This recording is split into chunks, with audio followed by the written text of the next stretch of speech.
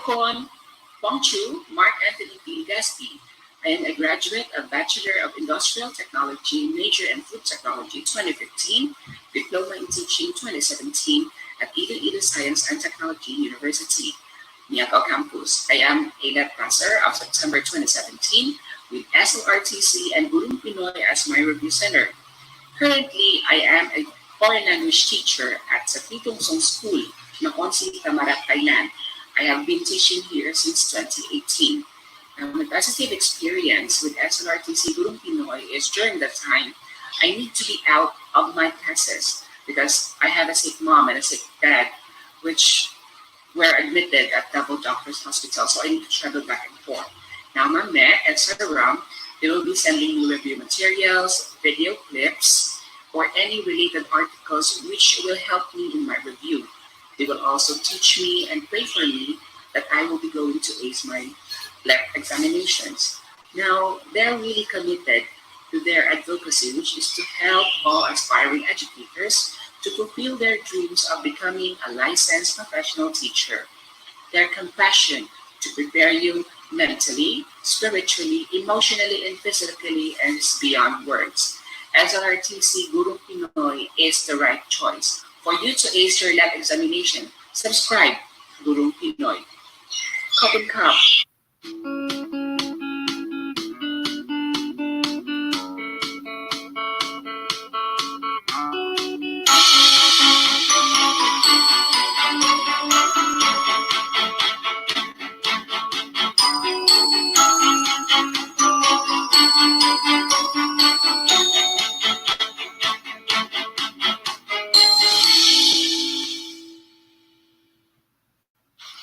Sawadika Tukun.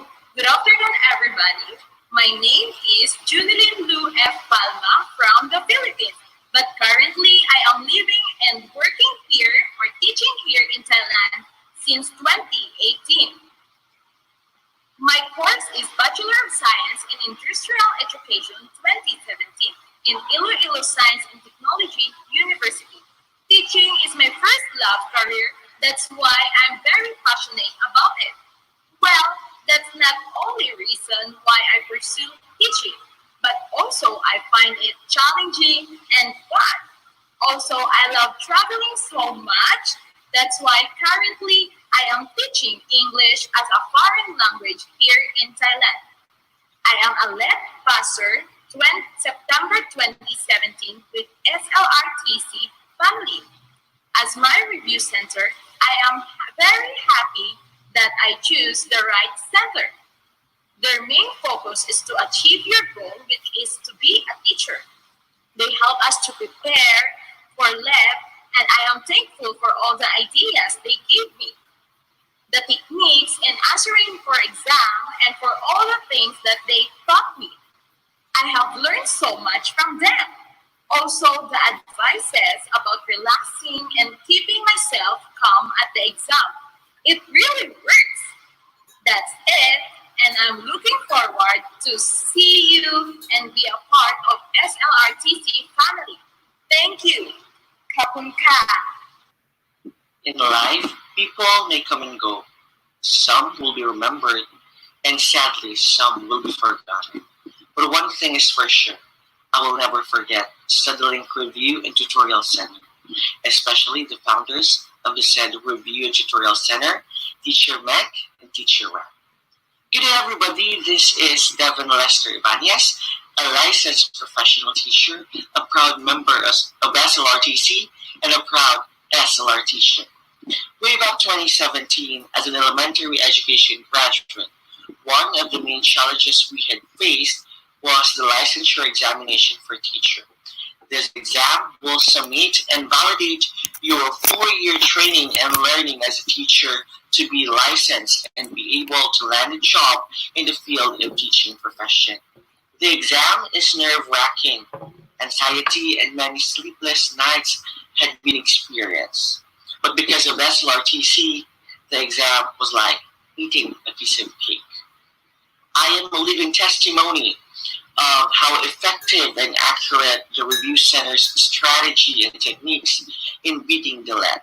So, if you want to be a certified And a licensed teacher, make sure to be a certified SLR teacher first. Good day, and see you in the field of teaching profession soon. Bye. Wish you all the best. Hello everyone! I am Iros Balaño, a graduate of Bachelor of Elementary Education, and I took the LAT last September 2017. And yes, I am now an LPT, and that's all thanks to the great help and contribution of Guru Pinoy in my journey. Yes, mga best! I chose Guru Pinoy as my review center kasi dito ko talaga nakita at na-feel mismo na you are not just treated as a mere student, but you are really treated as part of the family where the love is there, the care is there, and you are the main priority talaga. The management, the professors, and the teachers are very professionals, very dynamic, and well esteemed. I really learned a lot from the review center, and during my kasi po, na-refresh talaga yung mga learnings ko all throughout my educational journey, at malaki talaga ang naitulong during the actual board exam. Lumalabas po talaga yung mga tinuturo nila dito. So, to all the letters out there, just keep on pushing, just keep on believing, and keep the faith burning. I am now currently waiting for public employment, hopefully, of DepEd. So God bless everyone!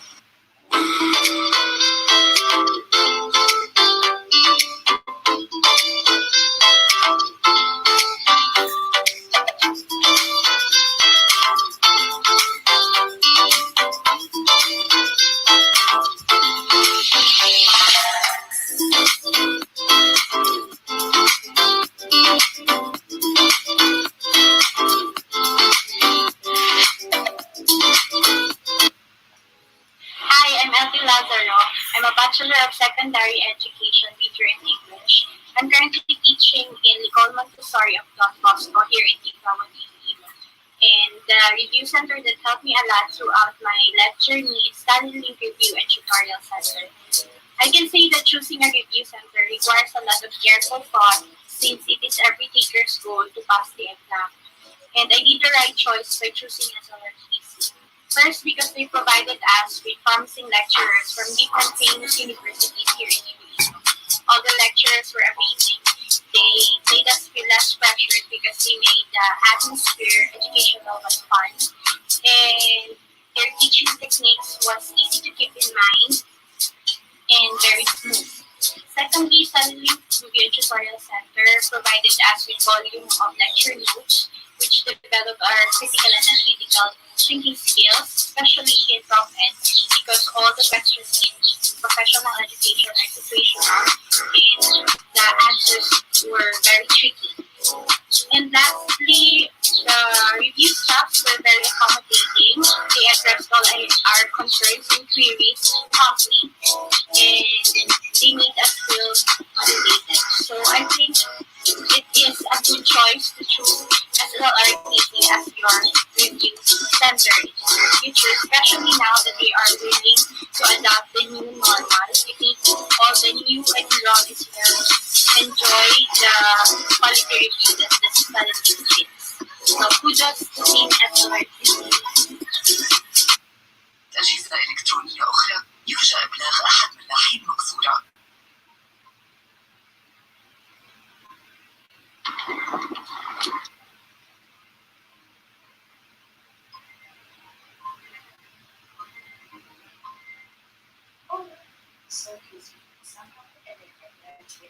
Of Bachelor of Secondary Education major in English, State State University in Prof University.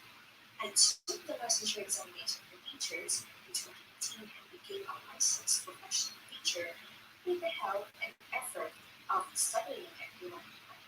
Llevo 2 años trabajando como auxiliar de conversación en un colegio en el sur de Madrid y he estado en más de 10 ciudades españolas distintas.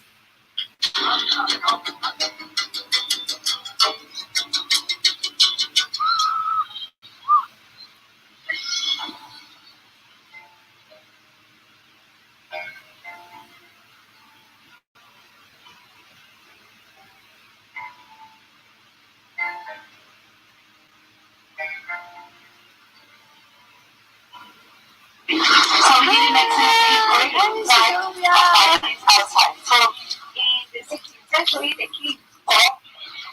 Hello, thank you, Las Vegas. We're live from Valencia. Yes, and we are your hosts for this program.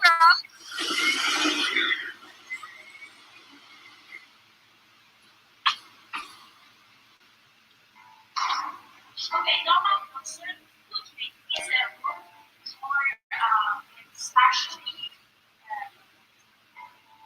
control. Yeah.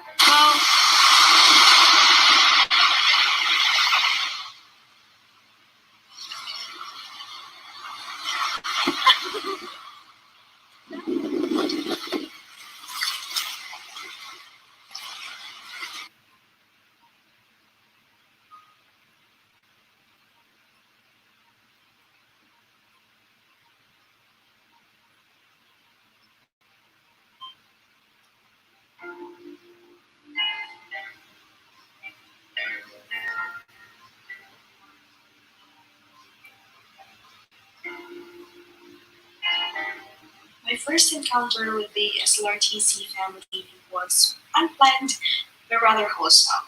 I was selected to be one of the participants for the quiz bay on the orientation day, representing WBS in the main campus. So that's how my SLRTC start began. My review days went great and effectively.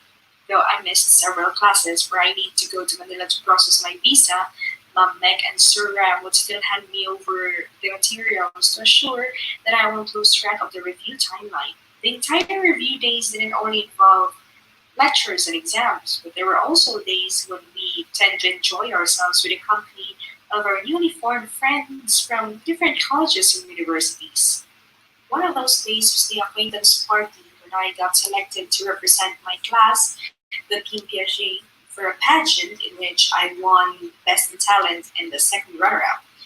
The full support of my team were overwhelming, from making my gown out of recycled materials to the day of the pageant itself, made me face one of my worst fears in life, which is stage fright. My favorite ones were predominantly those days when we had guest teachers in the center who were fun and humorous, since they would reduce the existing tension within ourselves and in class as well. Studying and Gurong Pinoy enabled and drew out the best of my capacity. I know that the pressure is indeed mounting as you edge closer to the licensure exam, but as long as you are with their care, the ideas and learning will flow in naturally. Couple it with faith and determination, and surely you will grasp success. Thank you, SLRTC and Gurong Pinoy, and may God bless you all, aspiring teachers. Adios, and hasta luego.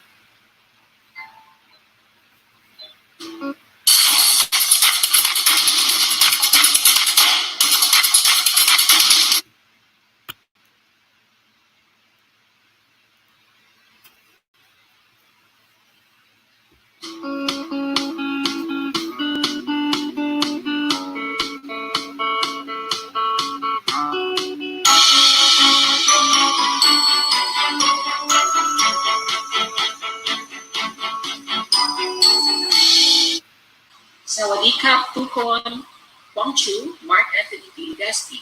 I am a graduate of Bachelor of Industrial Technology, major in Food Technology 2015, Diploma in Teaching 2017 at Iloilo Science and Technology University, Miagao Campus. I am a lead passer of September 2017 with SLRTC and Gurong Pinoy as my review center. Currently, I am a foreign language teacher at Sa Pitong School, Nakonsi, Tamarat, Thailand. I have been teaching here since 2018. My positive experience with SLRTC Gurong Pinoy is during that time, I need to be out of my classes because I have a sick mom and a sick dad, which were admitted at Double Doctors Hospital, so I need to travel back and forth. Now, Ma'am Meg and Sir Ram, they will be sending me review materials, video clips, or any related articles which will help me in my review.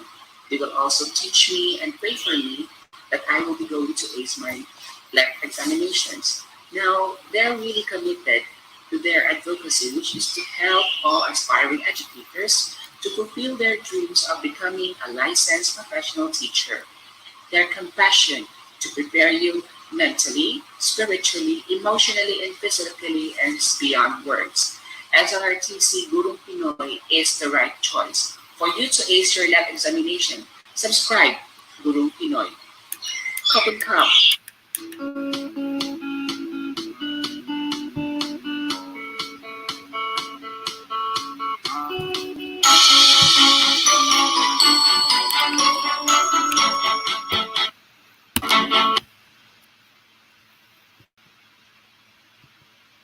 All right, good evening, and we are live for yet another edition of our GenEd and ProfEd discussion. Of course, the exclusive materials would go straight to our growers right after this live stream. I'd like to greet everyone, all our family, okay, the family of Gurong Pinoy Study Link Review and Tutorial Center, lahat ng ating mga kaguro na nandyan, of course, sa Pilipinas, sa Philippines. Good evening po sa inyong lahat, and good morning from South Carolina, USA. It's a beautiful Thursday morning. Also, I'd like to greet good afternoon, good morning, good evening to everyone else who are in other parts of the world. Okay, so today is Thursday, and we are going to have another edition of our GenEd and ProfEd discussion. All right. Now, yes, kakapasok lamang po na balita from the PRC, Professional Regulation Commission. This is public advisory. And they are postponing the September 2020 licensure examinations. Kasama na po dyan, of course, ang licensure examination for professional teachers, which was supposedly going to be on the 27th of September of this year. Okay? Now, again, it says here that said licensure examinations will be rescheduled in 2021. So you are all advised to check the PRC official website. From time to time, we must check the website for any updates. Okay, now we shouldn't see this as a setback. We shouldn't see this as a disadvantage in our part. This is a very big advantage for our part, since this means we are going to have more time for our review. Okay?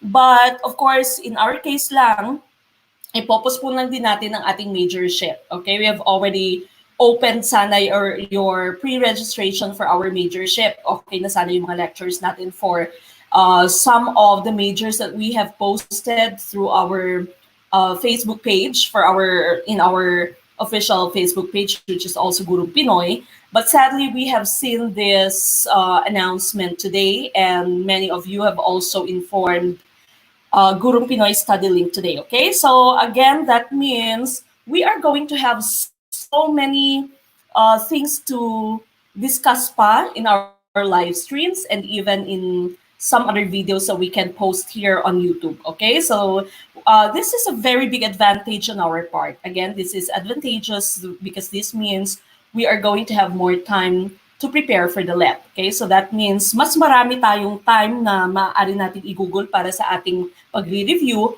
para sa ganun sigurado tayong makakapasa kayo sa 2021 kung meron ng schedule ng ating LEP. Okay, so mahaba pa yung time ng ating pagre-review. So again, if you are not members of GROW yet, GROW is Gurong Pinoy Review Online Work Group, our exclusive FB group. It's still very cheap to join, especially until the end of this month, until the end of July. Our payment would still be 250 pesos through Palawan, Cebuana ML. The name is there, address, the phone number is there. Again, I've been informing you that the person receiving this is my sister-in-law, who is in Iloilo City. And I do not receive any of your money. I do not receive your notifications, yung mga text notification.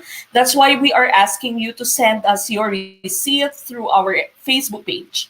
Okay, so wag niyo pong kalimutang i-send ang inyong mga resibo through our Facebook page dahil ako po yung nag-a-add sa inyo sa group. Alright, now if you still have friends who will be taking the LEP in 2021, please encourage them to join GROW. This is of course very advantageous sa ating mga members na ng GROW dahil of course tuloy-tuloy pa rin ang ating review, tuloy-tuloy pa rin yung ating live stream.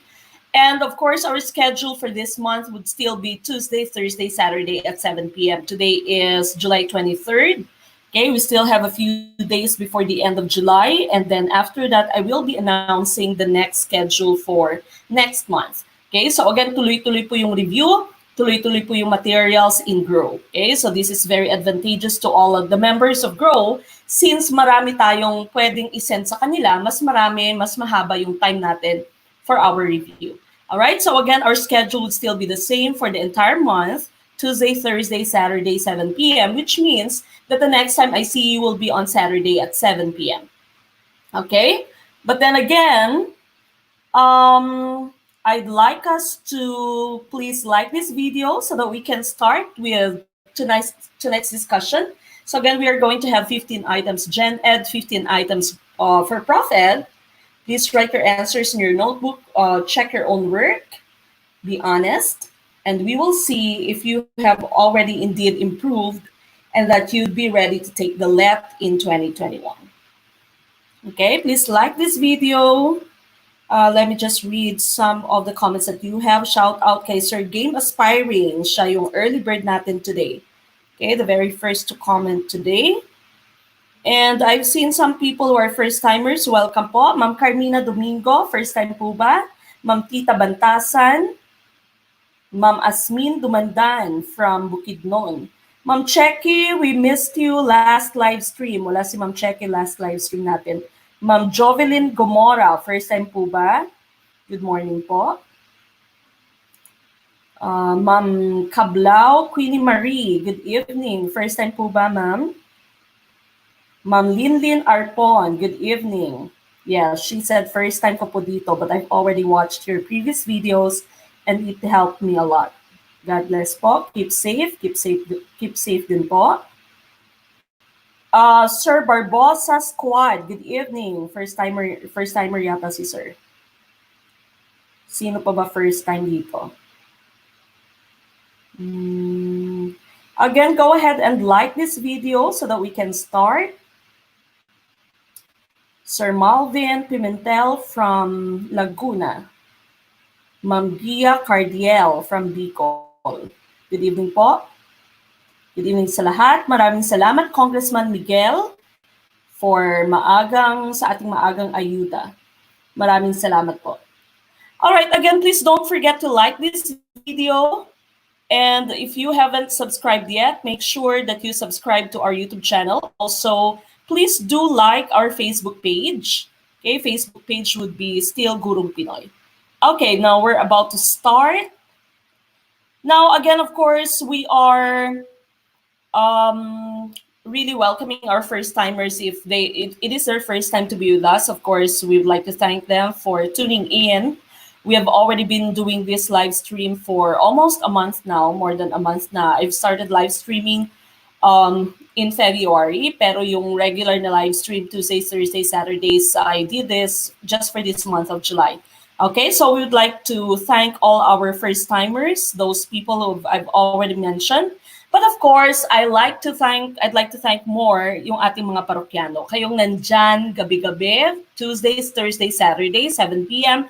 Every time na meron tayong live, nandyan kayo lagi. Maraming salamat po sa ating mga kaguro. Hindi lamang kaguro, but you are already part of our family. Okay, so we are already, you're already part of Studying Gurong Pinoy family. So thank you po for your support. And good evening. So we can start now with question number 1 for GenEd. Okay, number 1. The equinox usually occurs on or close to March 21 and September 23. What does this mean? Is it A, a time when rainfall is heavy?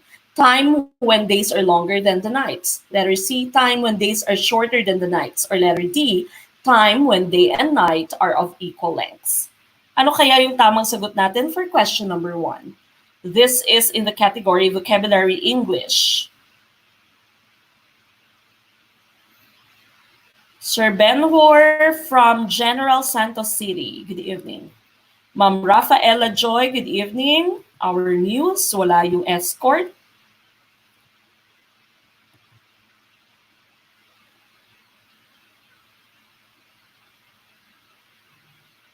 Okay. So, ibang account yung ginamit ni Ma'am Checky. Wala pala siyang absent. Perfect attendance pa rin. All right. Now, a lot of you are already answering, and your answer is letter D. And that is the correct answer. Okay. So, equinox here would mean letter D, time when day and night are of equal lengths. Now, let's take a look at our next slide for the explanation. There are two related terms that we have in science. Okay, so the first one is equinox. The second one is solstice. Now, these are antonyms. Opposite po sila. When you say equinox, sabi nga ng ating question, when you say equinox, the length of days and nights are equal. Okay, so equal length of day and night. Now, ang solstice naman po, hindi equal yung length ng day and night. Meron tayong dalawang klase ng solstice. Okay, let's take a look at our next slide. So yung equinox mo, sabi ng ating question, it can happen in March or in September.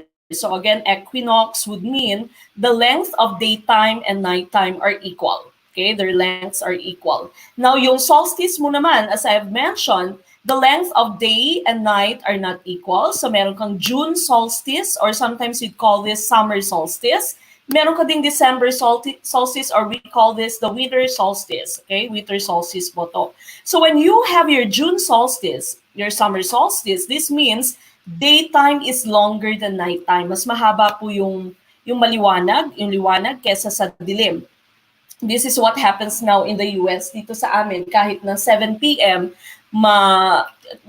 tirik pa rin yung araw, no? So, yung sun, okay? So, at 7 p.m., it looks like 2 p.m. in the Philippines. Sobrang init pa rin, sobrang sakit pa rin ng sinag ng araw, okay? So, June solstice, or what we call summer solstice, daytime or daylight is longer than nighttime. Now, pag sinabi mo ng December solstice, it is the opposite. So, December solstice naman, this is winter solstice. And in this case, nighttime is longer than daytime. So, pag December naman, mga alas 4 ng hapon para ng alas 8 ng gabi. Okay? So, mas mahaba na yung dilim kaysa sa liwanag. Alright? So, again, when you say equinox, day and night are of equal lengths. Solstice, they are not of equal lengths. Now, depende. Pag June solstice, day is longer than night. Now, pag December solstice naman, winter solstice, yung night mo naman ay longer than your day. Alright, so those are your two terms, two antonyms, which are equinox and solstice. Okay, now we go to question number 2. The Philippine economy indices are closely related to the rise and fall of the London pounds, German mark, US dollars, Japanese yen. Ano kaya ang tamang sagot for question number 2?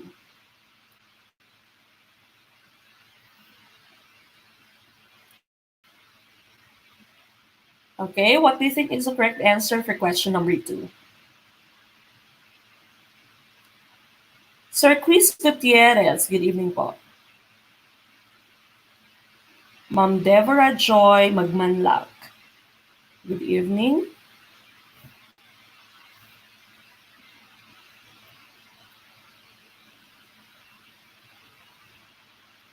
Okay lang po, mga latecomers natin. Habol po tayo.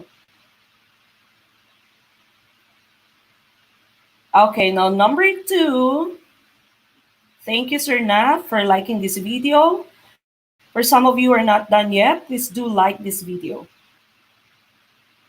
Okay, for number 2, the question is, this is in the category Social Studies. The Philippine economy indices are closely related to the rise and fall of the, ano nga ba yung nakakapag-influence sa ating economy or nagiging batayan ng ating ekonomiya, okay? So you sometimes also see this in the news. The correct answer, of course, would be letter C, US dollars. Okay, now there is one common question in the LET. Meron tayong common question in the LET. For example, sabi ng LET, in the news, it was said that the value of the US dollars has increased. Okay, the value of the US dollars, the currency US dollars, as compared to the peso, when you have your foreign exchange, for example, US dollars has increased. What does this mean about the economy of the Philippines? Okay, pag nag-increase po yung value or your amount ng yung exchange rate ng US dollars natin, that means our Philippine economy is not being stabilized. Hindi siya nagiging stable. Nagwi-weaken ang ating Philippine economy. So baliktad po, pag nag-increase yung foreign exchange ng exchange rate ng ating US dollars, that means nalulugi ang ating ekonomiya. Now, pag nagdi-decrease naman yung exchange rate ng US dollars natin, that means our economy is strengthened. Okay, nagiging strong po. The Philippine economy is becoming stronger. Okay, so magkabaliktad po sila. they are inversely proportional. That is one common question in the left. So make sure po na alam nyo ang tamang sagot sa ating question na yan. All right, now we go to number 3. Watching TV is controlled by parents. Children below 18 years old are discouraged to view these types of films. Is it letter A, with violence and sex, letter B, discovery science, letter C, historical battles, or letter D, adolescent stories? Ma'am Maricon Lawig, thank you po sa iyong ayuda. Maraming salamat, Ma'am Maricon. Thank you so much po.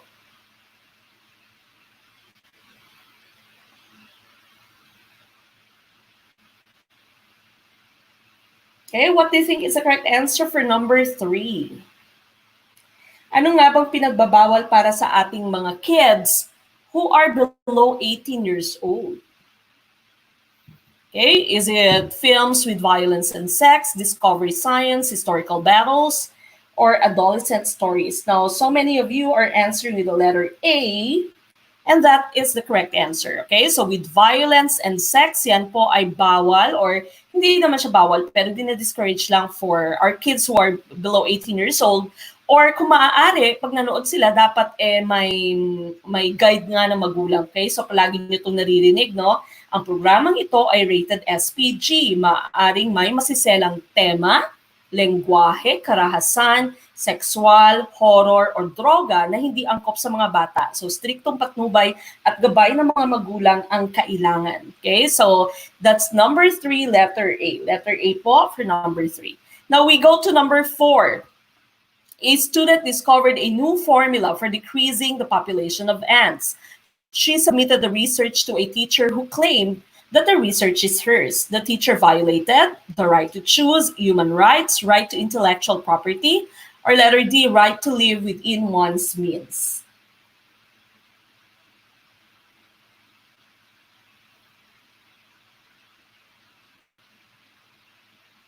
Okay, so si Ma'am Jovelyn Gomora pala, hindi siya first timer pero ngayon lamang siya naka-early bird.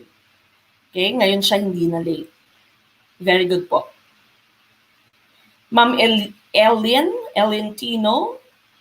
Good evening po. First time po ba ni Ma'am Elin? Sabi ni Sir Loreto, parang makaka-perfect kayo basta walang math. Okay, we will see. Ma'am Danica Zafra, we've already discussed it po at the beginning of this live stream. So we said, tuloy pa rin po ang ating review. Okay, so again, this is very advantageous on our part. That means we'll have more time for our review. If you're not a member of GROW yet, make sure that you become a member of GROW by before the end of this month. Dahil of course, tuloy-tuloy pa rin yung ating free materials. Hindi lamang those materials that we are discussing here in our live stream, but also some other materials. Yes, meron po tayong live Sir Game Aspiring sa Saturday. Again, for the entire month of July, Tuesday, Thursday, Saturday po ang ating schedule. Good evening, Ma'am Nenedol Halyari. Habol po kayo. Okay, now, a lot of you have answered letter C for number 4, and that is the correct answer. Okay, so this is a violation to the right to intellectual property. Okay, it's a violation for the right to intellectual property. So again, if you are claiming someone else's work as your work, then that means you are violating the person's right to intellectual property. Okay, so ito po yung nangyayari pag meron tayong kinakopy and paste, hindi natin sinasite yung ating source, or sometimes if this is written work, then we call this, the violation is called plagiarism. Okay, so plagiarism po. So narinig niyo po to, for example, yung sinabi na si Senator Tito Soto ay inakusahan ng plagiarism, meaning meron siyang kinopyang speech. For example, kinopya niya ito, ginamit niya yung mga words na nakalagay sa speech, at sinabi niya ito in front of other people, claiming that it is his. Okay, so that's a violation to the right to intellectual property. So that is the correct answer for number 4. It's letter C. Now we go to the next question. The opening of cement plants requires getting a DENR clearance. Which of these clearances is required? Is it letter A, waste disposal clearance, letter B, air pollution clearance, letter C, environmental compliance certificate, letter D, Bureau of Internal Revenue? Ma'am Linlin, yes, po pwede din po kayong sumali sa Grow ng August, but we might increase the price po. So kung po pwede po kayong humabol for July, that is just 250 lamang po yan.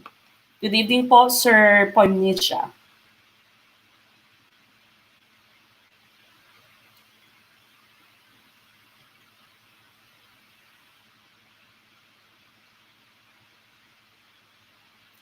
Yes, Ma'am Dea, pwede niyo pong i-send yung payment niyo dito.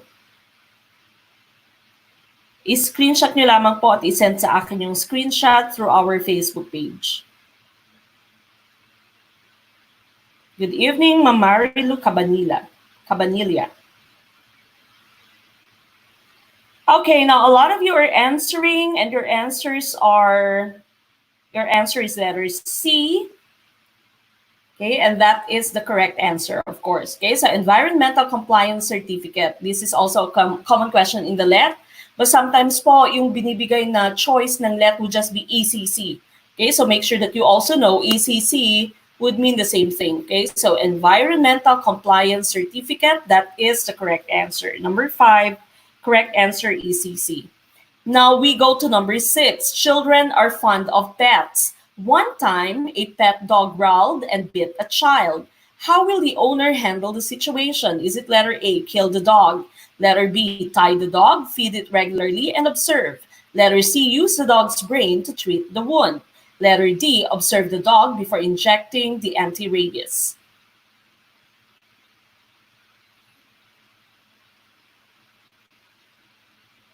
Wow, galing naman. Ma'am Juvie, of course. Maraming salamat po. She said she wants to give an ayuda through Palawan. Thank you po.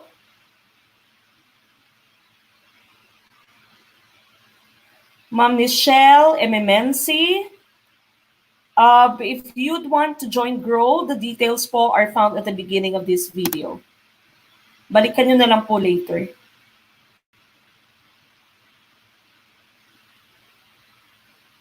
Okay, now many of you are answering with the letter B. Yung iba naman D.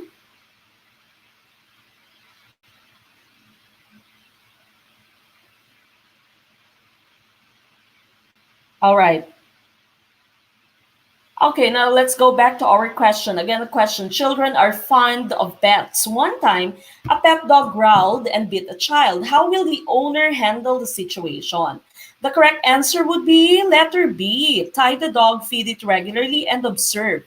O obserbahan niyo po ito dahil pag nanghina po yung inyong aso at namatay po siya, that means meron pong rabies yung aso. Now, bakit mali itong ating letter D? Observe the dog before injecting the anti-rabies. Now, if we are talking about, there is two sides to this choice here. If you're talking about the dog, bago pa man nakakagat yung dog mo, dapat may anti-rabies na yung aso. Prevention is always better than cure. Now, if you're thinking about the person, the child who was bitten by the dog, dapat agad-agad ma-inject na siya ng anti-rabies. So you shouldn't wait before injecting your anti-rabies. So anti-rabies injection for dogs should be done as prevention. So hindi siya dapat gawin after observation of the dog. At if we are talking about the person naman who was bitten, dapat agad-agad din siya ma-injectionan ng anti-rabies. Okay? So you shouldn't be wasting time by observing the dog. Yung dog lamang po dito, for letter B mo kasi, isa lang yung sinasabi ng iyong letter B, which is correct. So you tie the dog, you feed it regularly, and you observe. This part kasi ng ating letter D is questionable. Okay, we are not certain about this part. So your correct answer would be letter B.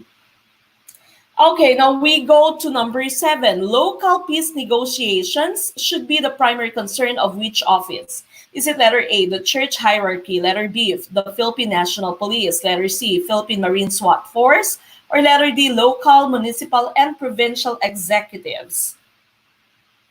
Ano kaya yung tamang sagot for number 7? Sir Nap, thank you po. Magpapaayuda din si Sir Nap through ML. Maraming salamat po.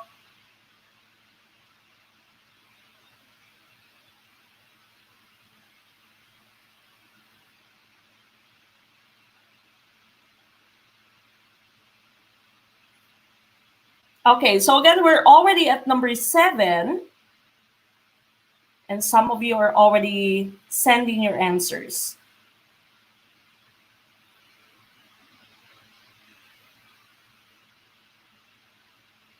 Okay. All right, number 7, we go back to our question. Sabi ng question niya sa number 7 is local peace negotiations. This is your hint here, local, which means this is not something that is national. Okay, so local peace negotiations lamang. It should be the primary concern of. Sino nga ba yung unang-unang nasa gitna ng mga awayan, ng mga chismisan, ng mga demandahan? Okay, or before pa man humantong sa pagkakaroon ng mga demanda, ito po would be your letter D, local, municipal, and provincial executives. Tama po yan. Pag tayo po ay nasa barangay, syempre, isasanggunin muna natin sa ating barangay chairman, sa barangay captain po muna. Okay, unang-una yung barangay. If hindi kayang ma-solve ng ating barangay, dinadala sa munisipyo. Kung hindi naman ma-solve doon, it would be sent to a higher authority, okay? But of course, the correct answer here, local peace negotiations would be the primary concern of letter D, local, municipal, and provincial executives. Hindi po agad-agad PNP. Okay? Of course, hindi naman SWAT force. Okay? And lalong hindi church. Alright? So, barangay muna po. Barangay muna. Okay? So, number 7, that's letter D. Number 8. There are 18 northern maids and 12 southern maids. This is in the category of your favorite, which is math. Serving in a hotel. Give the ratio of the northern maids to the entire group and express it in simple terms. We've already had a very similar question to this before. Okay, so I'd like to check kung tama na ang inyong pag-solve. Kung alam nyo na kung paano ito i-solve.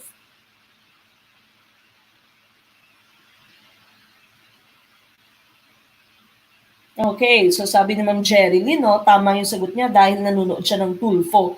Ngayon, si Tulfo na yung ating hukom. Diretso na kay Tulfo, no? Yes po, pwede po kayong sumali sa Grow ng August, Ma'am Linlin.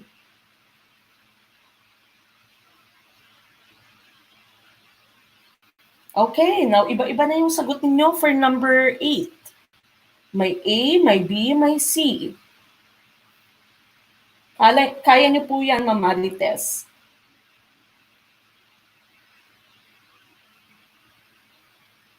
Okay, ano kaya yung tamang sagot for question number 8? This is in the category of math. Sir Jason version 2.0. Good evening po. Pass muna sa math. Sir Ben-Hur, kaya niyo po yan.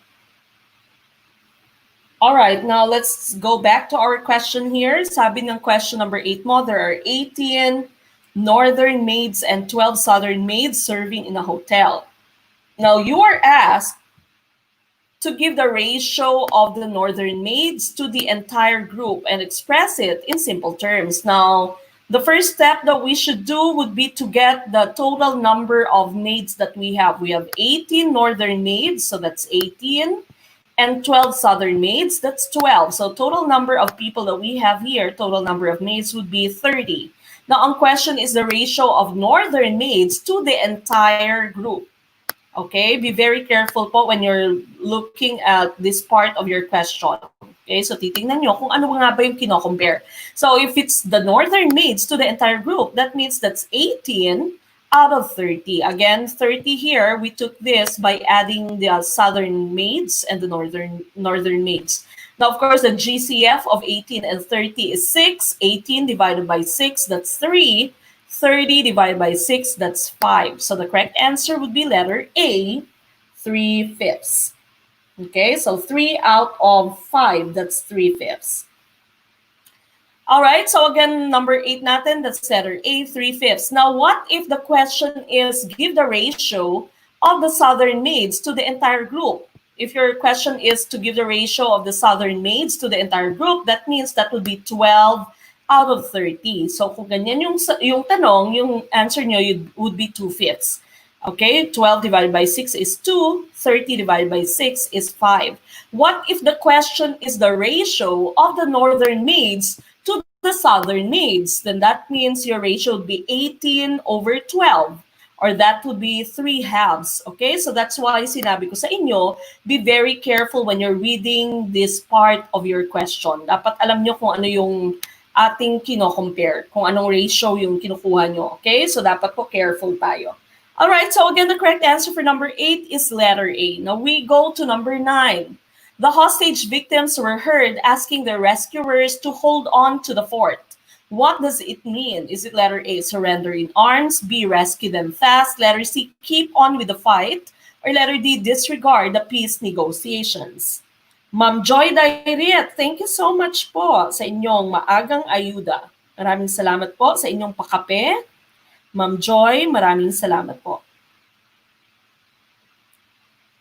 Bawal po hula, Ma'am Marites. Try po nating isolve, kaya niyo po yan.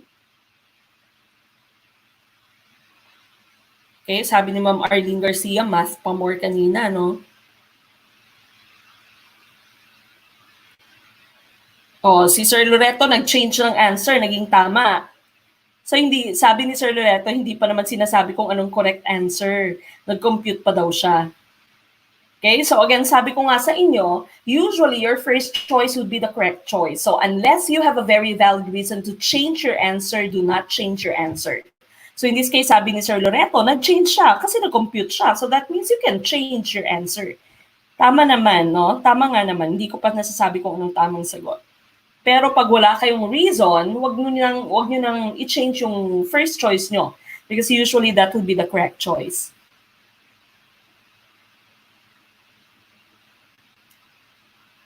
All right, now many of you are answering with letter C, some A, some B. Let's take a look at the correct answer.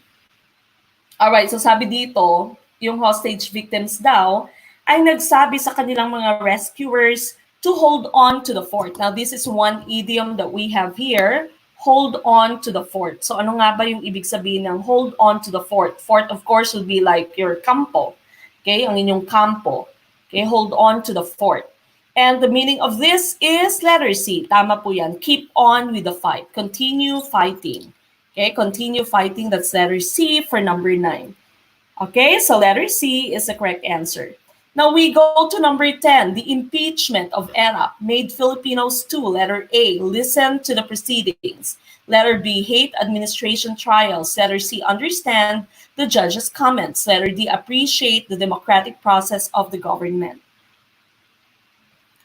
Okay, ano kaya yung tamang sagot natin for question number 10?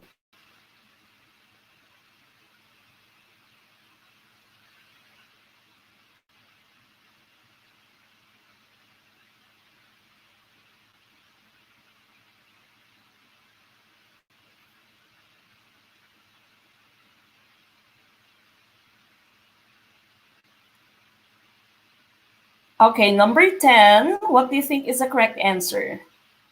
Okay, many of you are answering with the letter D. Okay, letter D. And that would be the correct answer. Okay, so number 10 po, letter D is the correct answer. Okay, the impeachment of ERAP made Filipinos to appreciate the democratic process of the government. Maraming naging abogado dahil sa impeachment trial. Kung inyo pong natatandaan, yung impeachment trial kasi ni ERAP was televised. Okay, nasa iba-ibang channel siya, para siyang teleserye, no? So ang daming naging abogado dahil nga sa impeachment na pinakita. Now, this is also one of the common questions in the LET, yung question po ng LET about people power. No, tandaan po inyo, meron na tayong dalawang people power in the Philippines. People power 1 was the peaceful demonstration, yung peaceful protest that was led by Corazon Aquino. Okay, so people power po, ito yung EDSA. Okay, so that's people power 1. Ang people power 2 mo naman was during the time of the impeachment of ERAP. Now, meron din tayong question, common question sa LEP, paano nga ba napatalsik si Erap sa kanyang pwesto? Yung answer po nyo ay hindi dahil sa impeachment. You remember, yung impeachment process niya was not completed, hindi na kompleto yung impeachment niya. Umalis siya sa pwesto dahil nga meron ng People Power 2, nagwelga na lahat ng tao, pumunta na sa kalsada, pumunta na sa EDSA. Alright? So, he was ousted not because of the impeachment proceedings, hindi po natapos yung impeachment proceedings ni Erap, but it was only because of People Power 2. So again, People Power 1 was during the time of Cory Aquino, while People Power 2 was during the time of Erap. Okay, so that's a common question in the LET. Make sure that you know the difference. All right, now we go to number 11. Last 5 questions.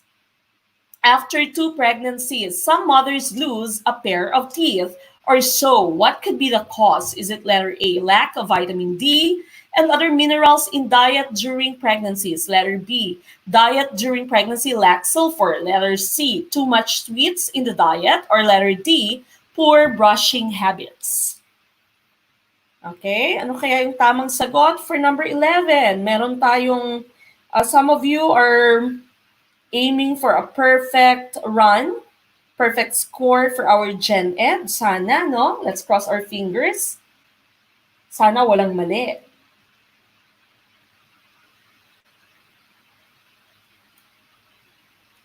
Oy, may humuhugot din dito. O si Ma'am Miriam.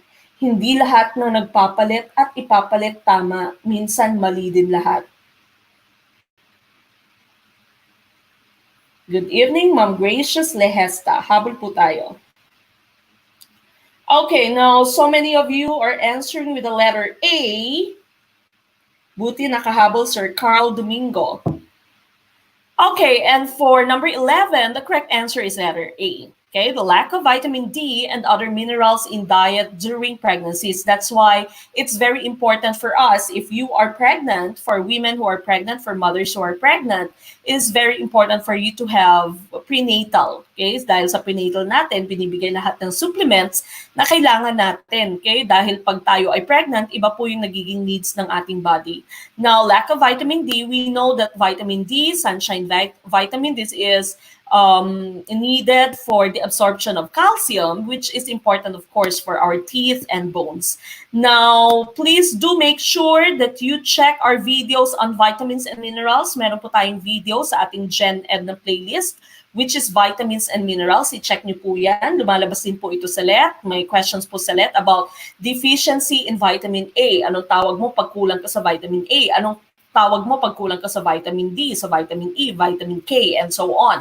Ano nga ba yung use ng iron? Pag kulang ka sa iron, anong tawag? Pag kulang ka sa iodine, anong tawag? Okay? So, kailangan nyo pong tingnan yung ating video on vitamins and minerals. Party po siya ng GenEd playlist natin. So, do check that playlist. Also, check our playlist on ProfEd. And also, check, of course, our playlist for the live streams for GenEd and ProfEd discussion. Okay? So again, go back po to all the playlists na maaaring nakaligtaan ninyo. Alright, so 11 again is letter A. That's the correct answer. Number 12, the carabao is a working animal for farmers. However, these herds were converted for meat purposes. How did the government respond to the lack of carabaos? Is it letter A, imported buffaloes from Australia? Letter B, put up a carabao project in CLSU. Letter C, distribution of tractors and other machineries. Letter D, converted farms into subdivisions and housing areas. Okay, ano kaya yung tamang sagot for number 12?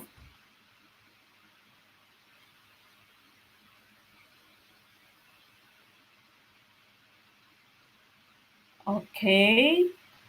This is in the category social studies or social science.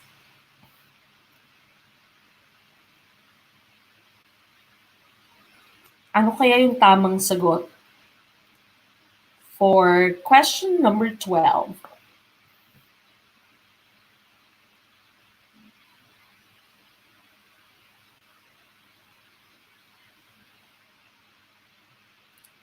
All right, now many of you are answering with letter C, others letter B, And the correct answer that we have here, going back to our question, ang carabao daw, of course, is the working animal for farmers. However, kino-convert sila para sa kanilang meat. How did the government respond to the lack of carabaos? The correct answer is letter B, put up a carabao project in CLSU. Yes, going back to the question of Ma'am Kazukari, anong meaning ng CLSU? That's Central Luzon State University. Okay, Central Luzon State University po ito. At nagkaroon sila ng tinatawag nating carabao project. So doon po inalagaan yung mga carabao, may artificial insemination para sa mga carabaos. And of course, maraming research na ginawa no, para mas mapabuti, mas mapaigi yung kondisyon ng ating mga kalabaw. Okay, so letter B po is the correct answer, not letter C. I'm so sorry, letter B. Now we go to number 13. Number 13 po, a patient underwent a surgery. The anesthesia hardly had an immediate effect on him. Where was the case traced to? Is it letter A, kids being allergic? Letter B, his physical weakness. Letter C, his being an alcoholic. Letter D, his heredity. Okay, so sabi ni Sir Poinisha, nandyan pala sa kanila yung CLSU, Central Luzon State University. I did not state the meaning of CLSU on purpose, of course, because sometimes the let would just give you the acronym. Kaya sinabi ko sa inyo during the discussion na. Okay, kaya sinasabi ko kanina sa question natin about environmental compliance certificate, no, sometimes ibibigay na choice sa inyo ng LET would just be an acronym, so ECC lamang. So dapat alam nyo kung anong ibig sabihin nun. Alright. Now, ano kaya yung tamang sagot for question number 13? Question number 13 tayo.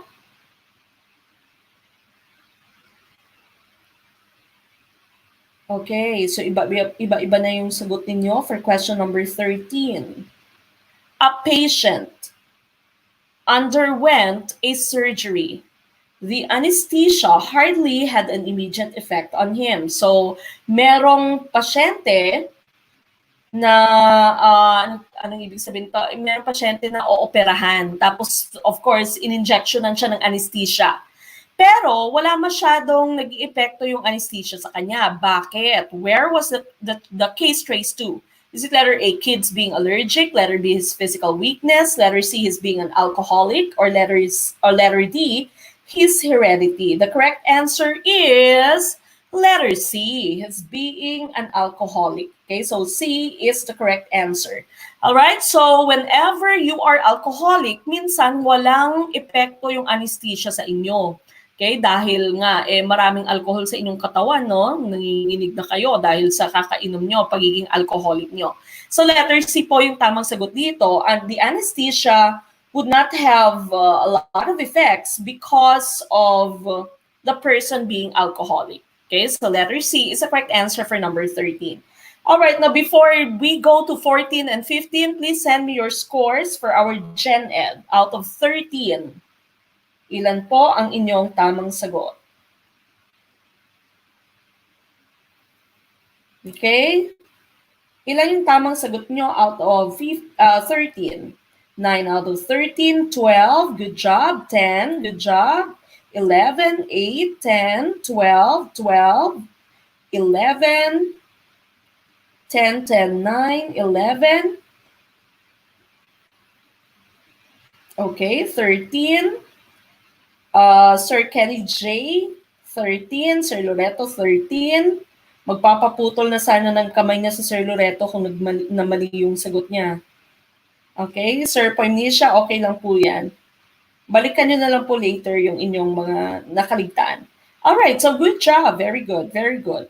Okay, we still have the last two questions. Okay, last two questions. Question number 14. Okay, this is in the category of math. What is the area of a television screen that measures 12 inches by 18 inches? Okay, very easy. You just ask for the area. This is a very simple math question. Okay, now I'm going to give you some time to solve for the answer. Ano kaya yung tamang sagot dito? Okay, what do you think is the correct answer for question number 14? Thank you po, Sir Jeffrey Alida. He's eating his dinner.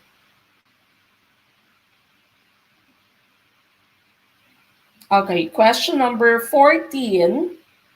What do you think is the correct answer? All right, so again, question number 14 nyo, you are just being asked for the area. Okay, now we know that the area of your rectangle, area of your TV screen, 12 inches by 18 inches, area would just be length times width. Length here, of course, would be 18 inches, multiplied by the width, which is 12 inches. The correct answer is 216 squared inches, and that's letter D. Letter D, 216 squared inches. That's the correct answer. Okay, now we go to the last question.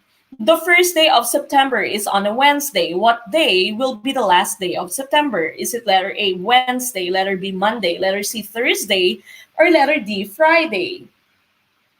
Ano kaya yung tamang sagot for question number 15? Question number 15. Last question for GenEd. Again, question number 15. Sabi niya, the first day of September is on a Wednesday. What day will be the last day of September? Is it letter A, Wednesday, letter B, Monday, letter C, Thursday, or letter D, Friday? Okay, iba-iba na ang inyong sagot. What do you think is the correct answer? All right, some of you are answering with the letter D, others with C. D, C. Okay, so D and C lamang po. Let's go back to our question.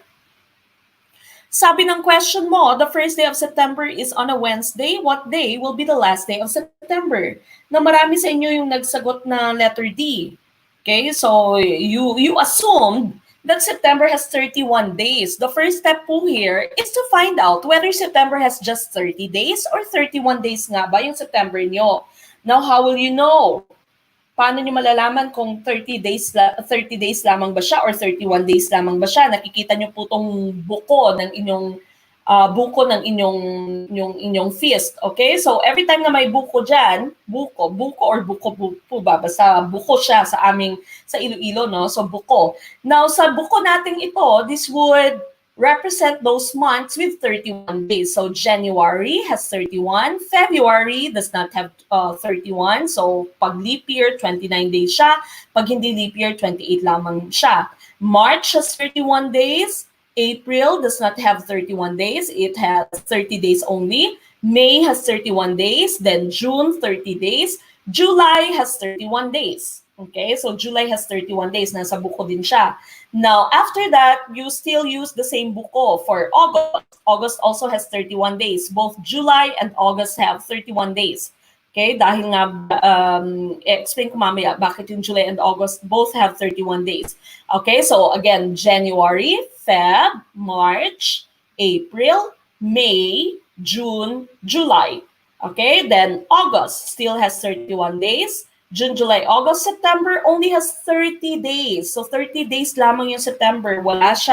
Hindi siya nasa buko. Okay? So 30 days lamang yung September. So that means if the first day of September is on a Wednesday, you add 7 to that. September 8 would still be on a Wednesday. September 15, adding another 7 days, still on a Wednesday. 15 plus 7, Wednesday. 22 plus 7 would be Wednesday. And so, the last day should be on a Thursday. Letter C po. Okay, letter C.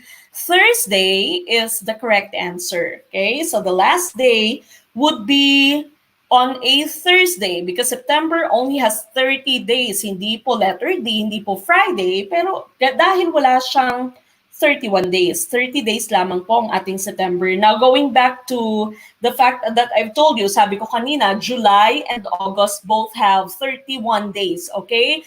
Bakit nga ba yung July mo and August both have 31 days? Dahil nga dito sa ang tawag dito, sa competition between Julius Caesar. Okay, si Julius Caesar niyo po, sa kanya pinangalan yung July, Julius Caesar. Tapos si Augustus Caesar naman, sa kanya pinangalan yung August. Dahil sa competition nila, magtito po silang dalawa, magtiyo itong dalawang to.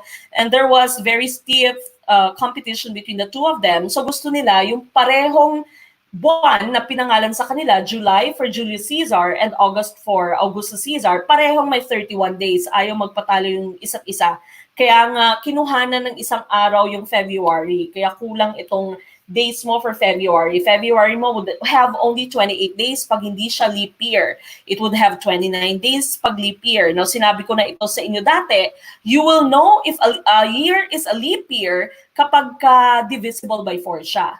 Okay, divisible by 4. So, for example, 2012, 2016, 2020, 2024, 2028, leap year po silang lahat. Okay, so pag divisible by 4, that would be a leap year. Okay, so that means the correct answer here would be letter C, Thursday. So again, be very careful when you are looking at the questions in the LET. All right, so that ends our discussion for GenEd today. We go to our ProfEd, but before that, let's take a few minutes of break for our restroom break. Okay, madali ang break lamang po. You go to the restroom or you do some important things first before we proceed with our ProfEd.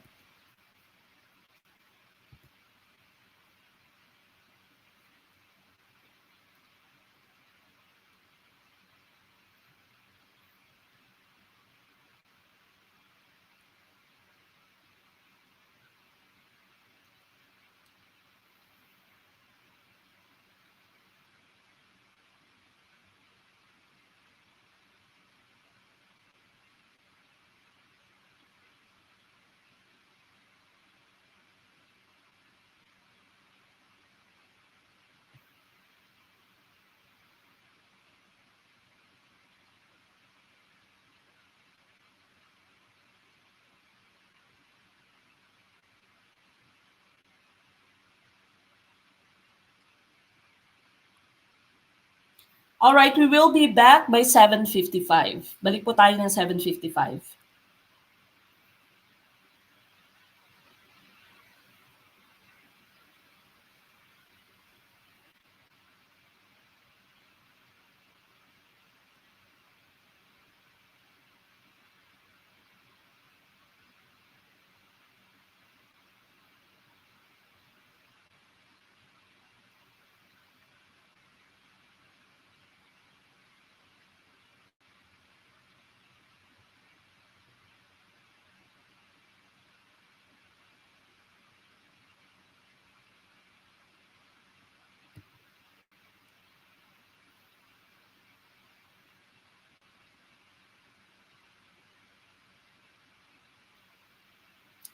Okay, Ma'am Dian K. Wang. Yung question nyo po, usually ang PRC po yung magseselect ng major nyo, pero ito po would be dependent on your undergrad. Kung ano po yung undergrad nyo. Kunwari, nursing graduate kayo, tapos kumuha kayo ng diploma in teaching or teaching certificate po, gagawin kayong bio major. Okay, so depende po sa inyong undergrad yan. Now, meron lamang discrepancy. May discrepancy lamang tayo. Marami sa aming mga former students noon, kunwari is HRM graduates, no? HRM graduates. Instead na gawin silang TLE major, dahil nga food and beverage and all those stuff, ginagawa silang social studies major. Okay, social science major. Depende po iyan sa PRC, pero kadalasan po kinukonsider din nila yung undergrad, maliban lamang po sa sinabi ko nga na mga HRM graduate tapos kumuha ng diploma in teaching, instead na ilagay nila sa TLE, nilalagay nila sa social studies major. Meron din pong mga, yung undergrad nila is computer science, basta related sa computer, imbes na ilagay din nila sa, tawag dito sa TLE, dahil nga may computer na side yung TLE, nilalagay din nila social studies. Okay, hindi ko alam yung rationale behind that. Maaring konti kasi yung social studies major, but I'm not sure. In the previous years, itong mga recent years lamang, kalimitan sa aming mga estudyante na HRM graduate, computer-related na subjects yung undergrad nila, nilalagay sa social studies ng PRC. Pero ultimately, depende po yan sa undergrad nyo. As for those of you who have just tuned in, kung hindi kayo nakaabot kanina ng aking discussion, yes, so they have postponed po the LET. So walang LET this September. That would be in 2021. Ma'am Christine Acabo, regarding your question, kailan kaya? Most probably it is going to be in March. Because yes, March and September kasi siya. Tama si Sir Elmi or Ma'am Elmi, no? March and September kasi yung schedule natin for the LET. So most probably it's going to be on March 2021. Okay, so again, dire-diretso lamang po ang ating review. Okay. Oh, may sinabi dito si Sir Poimnisha. Sabi niya, computer science grad siya, pero ngayon, ginawa siyang math major. Okay, meron kasi akong dating co-teacher sa Ateneo. Computer science din yata siya because he was our computer teacher. Pero yung ginawa sa kanya, naging soc-sci major siya. Pero in the case of Sir Poimnisha, computer science graduate din siya, pero ginawa sa kanyang math major. Okay? So, ultimately, it would depend on them. Hindi ko alam kung anong nagiging basihan nila. Okay? So, you have to ask them po. So, maaring mas maigi na you ask them as soon as you can, as soon as posible mo silang ma-ask para po mapaghandaan nyo. Now, we know that calculators are no longer allowed in the LET, GenEd. Hindi na po allowed yung calculators except for the majorship in math. Okay, so math major lamang po yung allowed to use the calculator. Yes, tama si Sir Jeffrey Alida. Unit earner, diploma in teaching. Okay, so nag-earn lamang kayo ng units for teaching. Karamihan, maraming nurses na nagko-convert, no? Magte-take ng unit for education, nagiging guro. Dahil mas malaki na ngayon yung demand for teachers abroad kaysa sa nurses. Masyado na kasing maraming nurses tayo. Alright, it's 7:55, so we go back to our discussion. Make sure that you are back in front of your screens. And we will start with ProfEd right now. Okay, number 1, which of the following is a mark of a good teacher? Saan dito would be a hint that someone is a good teacher? Is it letter A, has the mastery of the lesson? Letter B, has the habit of preparing visual aids? Letter C, has a proper control and management of the class? Letter D, has the capability to implement corporal punishment?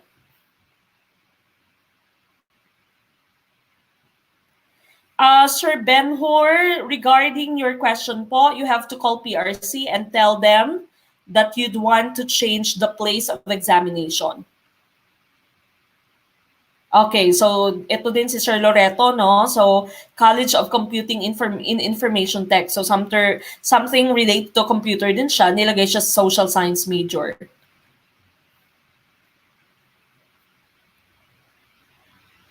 Okay, now going back to our question, sabi ng question mo, which of the following is a mark of a good teacher? Which would tell us that a teacher is a good teacher? Is it letter A, if he has a mastery of the lesson? If he has a habit of preparing visual aids? If letter C, has a proper control and management of the class? Or letter D, has the capability to implement corporal punishment? The correct answer would be letter C.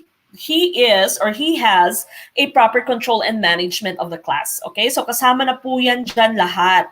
Pag meron siyang mastery of the lesson, then that means makokontrol niya, ma-manage niya ng maigi ang kanyang klase. Kung nagkakaroon siya ng magandang visual aids, nakakatulong sa mga estudyante. If someone has no mastery of the lesson, then I don't think he can control, he can manage the class. Walang respeto sa iyo, ang iyong estudyante, pag hindi mo alam yung iyong tinuturo. Okay? So letter C po would be the correct answer for number 1. Has a proper control and management of the class. Kasama na po dyan ang mastery ng lesson nyo pag meron kayong proper control and management ng inyong klase. Number 2, values are developed as integrated in all subjects in the INSEC. while values education is letter A, offered as a separate subject, letter B, emphasized in science and technology, letter C, emphasizes creativity and productivity, letter D, integrated in technology and home economics. This is, I think, a repeat question. Meron na yata tayong question na katulad nito dati. Sir Javier Credo, good evening po. Kakabukas lang from Bicol, Albay. Again, for those of you who have just tuned in, for the entire month of July, meron pa po tayong several days before this month ends. Our live stream would be Tuesday, Thursday, and Saturday, 7 p.m. So that means the next live stream po would be on Saturday, 7 p.m. Philippine time. Okay, so wag niyo pong kalimutan.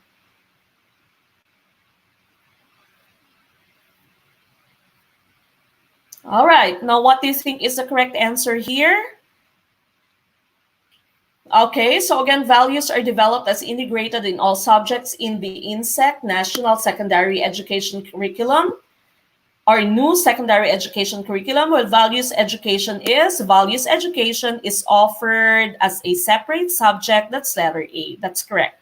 Okay, so yung INSEC no, or new secondary education curriculum, ang nag-start na mag-offer ng values education as a separate subject. So the correct answer for number 2 is letter A. Now we go to number 3. The first kindergarten, also known as a garden where children could grow, was the product of research by Frobel, Herbert, Pestalozzi, Rousseau, okay, who gave us the kindergarten.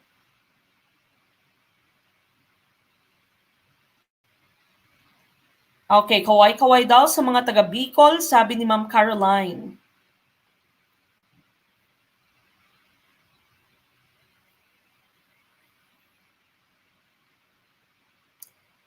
All right, now going back to our question. The first kindergarten, also known as a garden where children could grow, was a product of research by, the correct answer is, father of kindergarten, that's letter A, Frobel. Okay, so letter A po, Frobel is the correct answer. All right, now this is our slide here. Frobel changed the way we think about early childhood education. He designed balls, wooden blocks, tiles, sticks, and rings to demonstrate that children learn by playing. Known around the world as Frobel gifts or Gabin, these objects were an important part of his kindergarten. Okay, so Frobel gifts have been widely imitated, adapted by educators and toy makers. So he's known as the father of kindergarten. So that's Frobel, the correct answer. That would be letter A. Now we go to the different other theorists or philosophers that we had in our choices. Sir Herbert po, he gave us the moral and intellectual development. So he contributed to morals in education.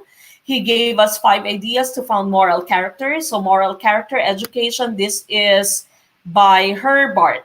Okay, so he also said, furthermore, he said there were 2 major bodies of interest, knowledge of interest and ethical interest. So again, one contribution of Herbert, Johann Herbert, was moral and intellectual development. Now, more importantly, Sir Herbert din po ang nagbigay sa atin ng Herbartian method of teaching. Okay, yung Herbartian method of teaching nyo, which is PPAGA. I'm pretty sure you've already encountered this during the time na meron kayong practice teaching. So PPAGA, preparation, presentation, association, generalization, and application. We call this the Herbartian method na galing nga sa teaching ni Herbert. Now, choice nyo was Pestalozzi. Ito po yung lumalabas kay Pestalozzi, who said that learning should be by head, hand, and heart. The 3 H's of learning. So this is by Pestalozzi. Tandaan niyo po yan. Okay, that's Pestalozzi. Learning by head, hand, and heart. And the last choice that you had, choice D, was Rousseau. Ito yung mga importante about kay Rousseau. His philosophy of education is that all human beings are born good. Another thing is that he saw education as the means by which the natural makeup of individuals could be developed to improve them and also improve society. So he believed that you should teach kids in the natural way, natural process according to their development.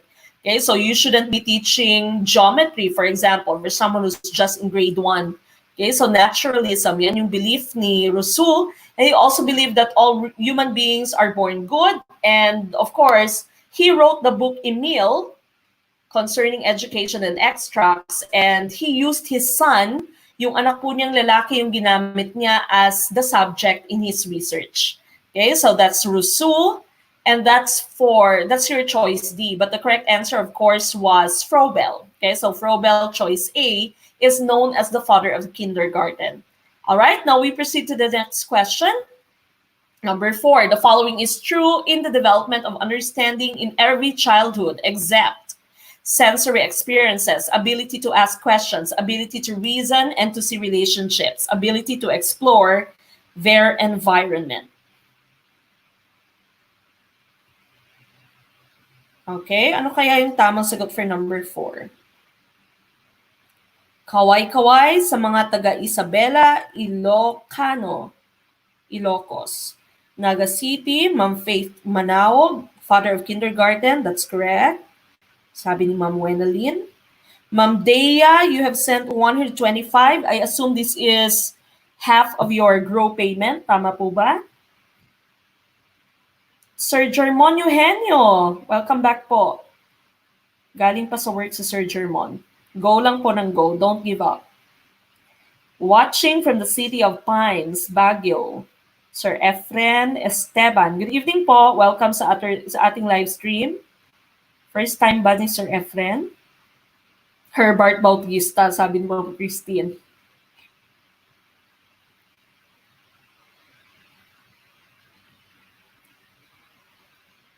Mula sa lugar ng ayaw magpolo, antipolo.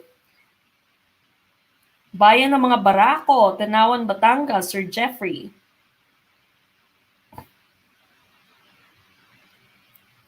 Okay, nakakalito yung number 4.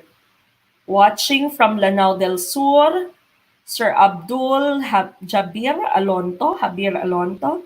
City of Smiles, Ma'am Elmi Roa, City of Smiles ba? That's Bacolod.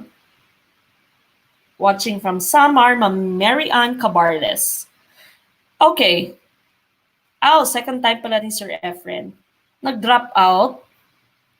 Okay, naging busy Sir Efren. The following is true in the development of understanding in every childhood, except, now, ito po yung ating hint dito, every childhood. Meaning, bata pa yung estudyante, bata pa yung bata. Is it sensory experiences, ability to ask questions, ability to reason and to see relationships? Letter D, ability to explore their environment. The correct answer here is, we're looking for the exception, hindi pa nagagawa ng isang bata, okay, munting bata. The correct answer here is letter C, reasoning and to see relationships. That would be our exception. Now, let me go to the next slide for our discussion. This is according to Piaget's cognitive development stages. Okay, so sabi ni Piaget, a person has 4 developmental stages in his cognition. So development ng brain, development ng thinking, development ng intelligence. Meron tayong 4 different stages. That's according to Piaget. So the first one is sensory motor. That's from birth to 2 years old. Pre-operational, that's from 2 to 7 years old. Concrete operational, 7 to 11 years old. Formal operational, adolescence to adulthood. Okay, now, if you want to use acronyms para mas madali nyong maalala, our acronym here would be SMART, People, Cook, Fish. Okay, na-explain ko na ito sa inyo dati. Okay, so that means during childhood natin, late childhood na kasi ito, papunta na siya ng adolescence nyo, would be your concrete operational. Dito na yung logic, dito na yung reasoning. So that's our answer. That was our exception. Siya na kasi yung pinakamataas. Okay, so again, smart people cook fish. That's sensory motor, pre-operational, concrete operational, and formal operational. Now, kada stage po dito, may kani-kanyang characteristics. So may characteristics itong sensory motor natin. Ano yung mga nalilearn lamang from birth to 2 years old ng mga bata, pre-operational, may characteristics po silang kanila talaga. Unique, no? Very unique yung mga characteristics nila. Now, I will not go into details. Hindi ko na po iisa-isahin. I'd like you to watch this video I'm sorry for all the marks there. But I'd like you to watch this video kung hindi nyo pa napapanood itong video na to. Itong thumbnail na to sa ating videos, the different videos of Gurong Pinoy. Diyan po, diniscuss ko na lahat ng theories natin in education. Okay, so make sure that you watch that video. Doon na po lahat ng discussion natin regarding Piaget's theory, social learning theory by Bandura, Maslow's hierarchy of needs, lahat po ng teorya ay na-discuss na dito sa ating video with this thumbnail. Okay, so make sure that you check that video. So again, your correct answer for that question is letter C. Letter C. All right, now we go to number 5. Which of the following embodies the operation return to the basics? Is it letter A, new elementary school curriculum? Letter B, national secondary achievement test? Letter C, new secondary education curriculum? Letter D, national elementary achievement test? Okay, ano kaya yung tamang sagot? For number 5, what do you think is the correct answer? Watching from Lanao del Sur again, Sir Abdul. From Samar, Mary Ann Cabarles. Sir Efren, this month po, month of July, Tuesday, Thursday, Saturday, 7 p.m. po tayo. So wag po kayo makakalimot. Cookies and cream. Ngayon ko lang nakita to. Ma'am Salha Shalim from Zamboanga. Welcome po. Again, our schedule is at 7 p.m. So make sure po na you come early. Usually, I'd start the live stream by 6:45, no? So videos lang ng mga former students natin pinapakita ko. And then we start our discussion by 7. Queen Tuna of the South, General Santos, Sir Ben-Hur Malayo. Okay, so Ma'am Dea, you've already paid 250 for your grow. Thank you po. Yes, Sir Juram Tablate, we've already discussed that po. Again, tama itong si Ma'am Che Apostol. Mas mahaba yung time natin para maka-review. So tuloy-tuloy lamang po ang ating review.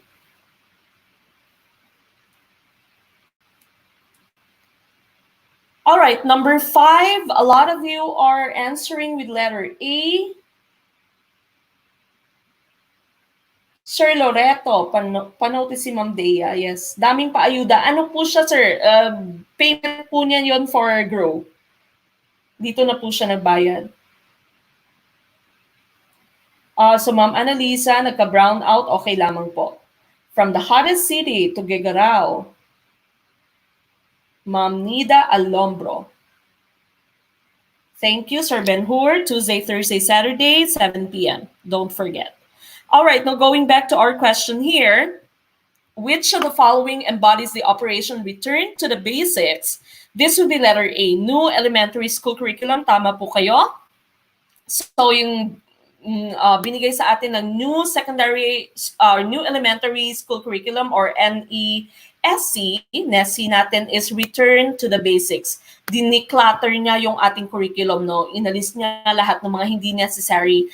Ang yung NSEC naman, diniscuss na natin to kanina, new secondary education curriculum naman, ito yung nabigay sa atin ng values education as a separate subject. Now, ang achievement test mo, ang National Secondary Achievement Test mo and National Elementary Achievement Test, ang aim po nila, lumalabas din ito sa LET, yung aim naman po nila is to measure the quality of graduates that we have. So pag ang question is to measure or to gauge the quality of graduates that we have in elementary schools, your answer would be letter D. Pag secondary or high schools naman yung question, your answer would be letter B. Okay, so again, your B and D, they measure the quality of graduates that we have. National Elementary School Curriculum, this is return to the basics. Well, new secondary, new elementary school curriculum, again, is return to the basics. Well, new secondary education curriculum is values education as a separate subject. Okay, so the correct answer is letter A for number 5. Number 6. The operation Return to the Basics was launched by the Department of Education not only to upgrade pupil achievement, but also to develop thinking skills, encourage people to study, emphasize the importance of the 3 R's, serve as a basis for a learning continuum. Okay, so this question is very related. It's related to question number 5. Ano kaya yung tamang sagot dito?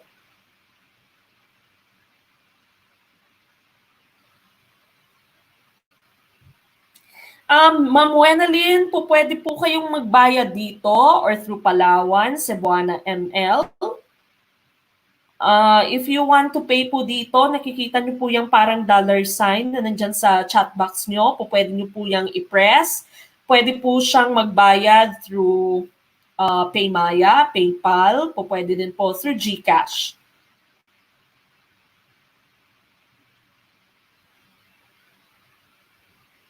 Ma'am Ophelia Samson from Abu Dhabi. Good afternoon po. Ma'am Danica Zafra, please send your receipt through our FB page po, Gurong Pinoy. I-type niyo pong Gurong Pinoy, tapos make sure that you find the same logo that we have here po. Ayang logo po na nasa screen niyo. Sir Efren, Grow po is Gurong Pinoy Review Online Work Group. Isa po itong exclusive FB group. Diyan po sinisend lahat ng exclusive materials na meron tayo. Hindi lamang po itong mga dinidiscuss natin sa live stream, but all other materials that we have from the previous programs, lahat ng feedbacks from our students, so mga actual questions na lumabas, sinisend po namin sa kanila. Now, if you'd want to be part of Grow po, yung details po is found at the beginning of this video, so balikan nyo na lamang po later. Yes, yan yung sabi ni Sir Loreto, you can ask for his help. Sir Loreto is our class president. Thank you po, Sir Loreto.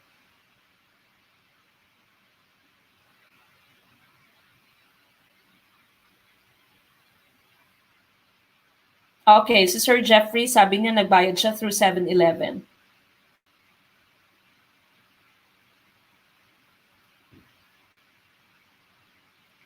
From Angono, Rizal, art capital of the Philippines, Sir Chris Gutierrez. Yes, Sir Jeffrey Arida said, join na kayo sa Grow. Grabe po, sobrang laki ng tulong, original na nanggaling sa kanilang reviewer. Yes, hindi lamang po original yung mga reviewer, pero galing po sila sa mga feedback ng ating estudyante. So yun po talaga yung mga lumalabas sa mga items sa LET. Yung iba, dinidiscuss din natin dito. Okay, so going back to question number 6, the Operation Return to the Basics was launched by the Department of Education not only to upgrade pupil achievement but also to return to the basics. Bumalik tayo sa basic. Ano lamang yung kailangang ituro sa ating mga estudyante, hindi yung masyadong marami, hindi naman kailangan. Okay, so return to the basics here. This means letter C. Emphasize the importance of the 3 R's. Kasama ito sa ating mga ism. If you are thinking about the isms in education, this would fall under essentialism. So kung ano lamang yung dapat. Okay, now remember that when you're talking about the 3 R's, this is your reading, writing, and arithmetic. Kung hindi nyo pa po alam itong mga essentialism, progressivism, perennialism, all the isms that we also have a separate video on that. Again, if this is your first time to watch our live stream, hindi nyo pa napapanood lahat ng mga videos natin, balikan nyo po lahat ng playlist ko, especially GenEd playlist, ProfEd playlist, and our playlist, of course, for GenEd and ProfEd live stream. Marami po kayong matututunan. So go back to all those videos that we have, all those things that I'm mentioning, because lumalabas po iyan lahat sa LET. Okay, so the correct answer would be letter C for number 6. Now we go to number 7. The Freedom Constitution, which provided the present philosophy of education, was a contribution of the Aquino administration. Which of these statements is not consistent with our educational philosophy? Is it letter A, restore ethical and moral values? Letter B, foster nationalism and patriotism? Letter C, introduce vocational and scientific efficiency. Letter D, appreciate the role of foreigners on the historical saga of the country. Yes, Sir Bluer Than Blue. Yes, he paid through Cebuana. So, pwede po Cebuana, ML, or Palawan. BDO po, Ma'am Miriam Soriano. I'm sorry po, pero wala tayong BDO. So, if you can po, pwede din po dito. I-send nyo po through the dollar sign na nakikita nyo dyan sa yung chat. O pwede din pong dito kayo magbayad. Pag nakalink na po ito sa inyong bank account sa inyong Palawan tuloy, sa PayPal nyo or Paymaya or GCash. Sir Dario Ferreira, hanggang end of July po ay 250 pa rin tayo. Ma'am Karen Babaran, we've already discussed it po. Yes, it is postponed, but that means we still have a lot of time to prepare for your review. Again, dire-diretso lang po yung ating review, especially for all those members of GROW. Dire-diretso po hanggang sa inyong LEP exam.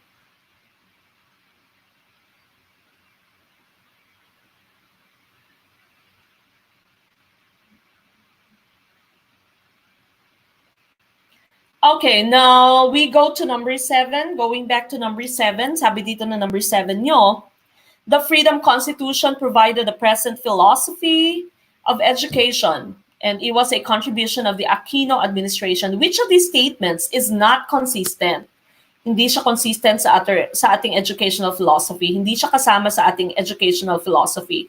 Okay, so make sure that you read the question properly. Hindi siya consistent. Now, we know that letter A is correct, restore ethical and moral values. Letter B is correct, and letter C, of course, is also correct. So your answer would be appreciate the role of foreigners. Ito yung mali dito. Okay, it's talking about foreigners, and of course, hindi ito kasama sa ating educational philosophy. So letter D is the correct answer for number 7. We go to number 8. Social stratification is greatly developed in the classroom. Which of these activities would be an effective way of avoiding or minimizing this? Is it letter A, encourage education aspirations among privileged people? Letter B, provide limited experience to children of less privileged classes? Letter C, assign leadership roles to the children of the upper social class? Or letter D, avail the influence of mass media for children of all classes? Ano kaya yung tamang sagot niyo for number 8?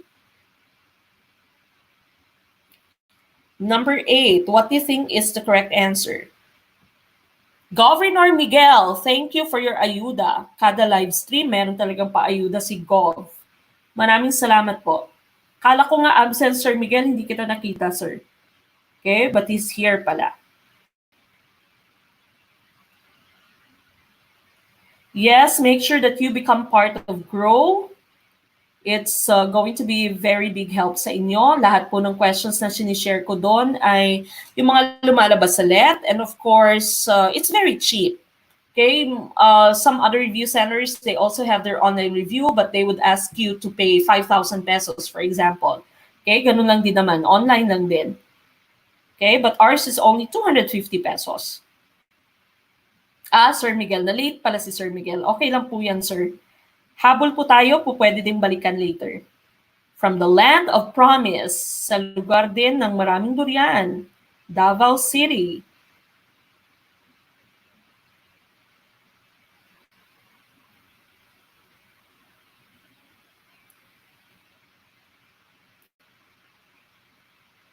Okay, ano kaya yung tamang sagot for question number 8? Question number 8. We go back to question number 8. Iba-iba ang inyong sagot sa number 8. Now, let me discuss this. Sabi ng number 8 mo, social stratification is greatly developed in the classroom. Pag sinabi na natin social stratification, meaning may iba-ibang level sa ating society, which is true naman in reality, no? Tama naman siya. Merong mayayaman, merong elite, merong oligarchs nga na tinatawag natin, merong middle class, at of course, merong lower class. Okay? So, sabi ng number 8 mo, which of these activities would be an effective way of avoiding or minimizing social stratification? Saan ditong makaka-avoid or makaka-minimize ng iba-ibang levels that we have in our society? Is it letter A, encourage education aspirations among privileged people? Less or limited experience to children of less privileged classes, leadership roles to upper social class. Of course, you know that the correct answer would be letter D. So pantay-pantay silang lahat dapat for children of all classes para ma-avoid natin or ma-minimize natin ang social stratification, yung pagkakaiba-iba ng levels of the people in our society. Dapat pare-pareho yung treatment natin sa ating mga estudyante. So avail the influence of mass media for children of all classes to avoid or to minimize social stratification. So number 8, that would be letter D. Letter D po ang tamang sagot. Okay, now we go to number 9. Which of these statements regarding professional teachers is the major difference made in the professionalization of teachers and teaching as promulgated in PD 1006 and RA 7836, assigned at the elementary and secondary levels in both public and private schools, assigned at the tertiary level in both private, state colleges, and universities. Letter C, holder of a valid professional license and certificate of registration. Or letter D, appointed on a full-time basis and on a permanent status. Ano kaya yung tamang sagot for question number 9?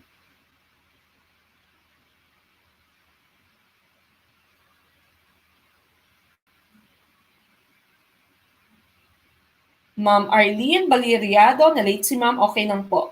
Habol po kayo. Sabi ni Sir Nak, binasa niya 3 times ang question number 8. Okay, so minsan kasi nakakaligtaan nyo kung ano yung hint sa ating question. I've already told you this. We've already been talking about the choices that we have. Sinabi natin yung ProfEd talaga is mas madali siya kaysa sa ating GenEd. Kaya lang, kailangan yung busisiin itong questions natin. Because usually in ProfEd, the answer is already found in the question. So dapat alam nyo kung paano mag-comprehend, mag-analyze sa inyong question. Okay, now a lot of you are answering letter C, and that is the correct answer. So tama po yung letter C nyo. All right, now because of PD 1006 and RA 7836, ito po yung dalawang law na nagbigay sa atin ng professionalization for teachers.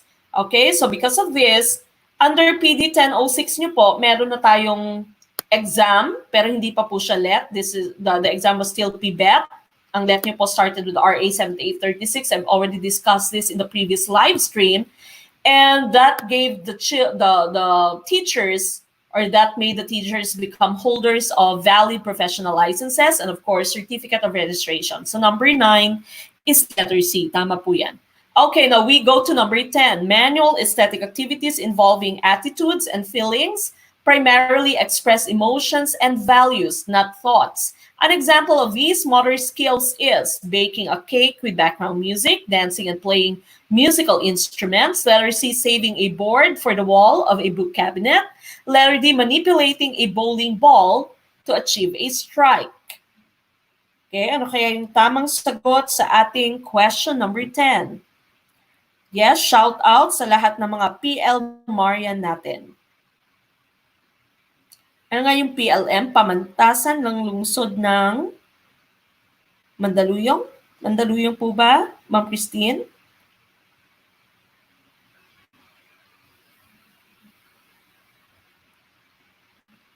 Ma'am Chusain, yes, balikan nyo na lamang po mamaya.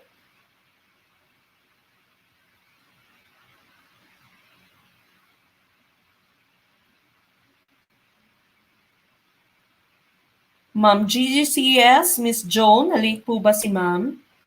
Marikina, sorry po. Okay, so pamantasan ng lungsod ng Marikina. Shout out po sa lahat ng ating mga parokyano galing sa PLM.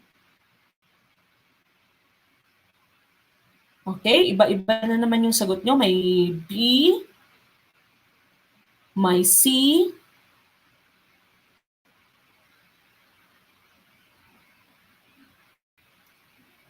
okay, now going back to question number 10. Sabi ng question number 10 mo, manual aesthetic activities. Okay, now when you're talking about aesthetics, of course, this means beauty, appreciation of the art, of beauty. Okay, this involves attitudes and feelings, primarily expressing emotions and values. Wala pong thoughts, so hindi ka nagtithink. You're not really using your brain, but you're just using your emotions and values. Which one do you think is an example of these motor skills? The correct answer po is letter B, dancing and playing musical instruments. Okay, so of course, when you're dancing, you're not really thinking about anything. Okay, so sayaw ka ng sayaw, po pwedeng wala kang steps. Okay, ginagalaw mo lang yung iyong katawan. That's dancing and playing musical instruments. So number 10 po would be letter B. It's talking about aesthetics. It's talking about the art and beauty. Okay, so number 10, letter B. Now we go to number 11. The present military training in our school curriculum is an influence of letter A, Sparta, letter B, Rome, letter C, Greece, letter D, Athens. Ano kaya yung tamang sagot for number 11? Sir Efren Martin Esteban. Shout out sa mga taga PSU, Pangasinan State University.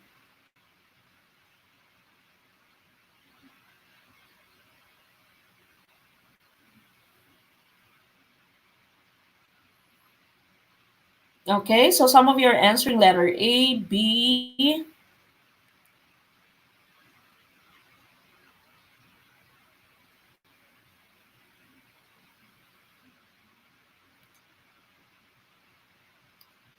Ma'am Zaira Año thank you po. First time ba ni Ma'am Zaira? Okay, now number 11, ang question for number 11, present military training. And this is the influence of Spartans. Letter A, Sparta. Yes, tama yung sinabi kanina ni, who said, si Sir Nap. A, sa movie na 300, Sparta. Okay, so Spartan education po. Sparta and Athens are both part of Greece. So pareho po silang parte ng Greece, pareho po silang lugar sa Greece, pero iba po yung way of educating, yung way of education nila is iba. Yung Spartan education po, the focus was military training, while Athens was holistic education, education of the mind, the body, and the soul.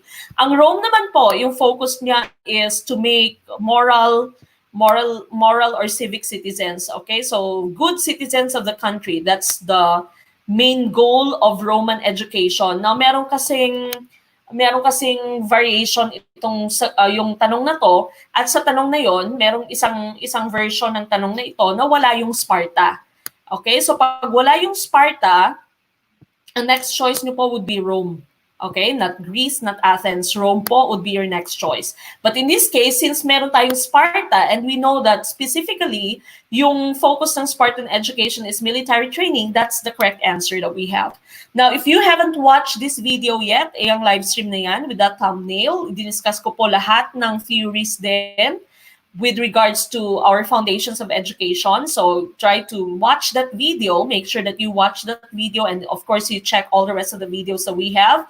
In this video, we also discuss the RAs, lahat po ng laws regarding education. So make sure that you check that video.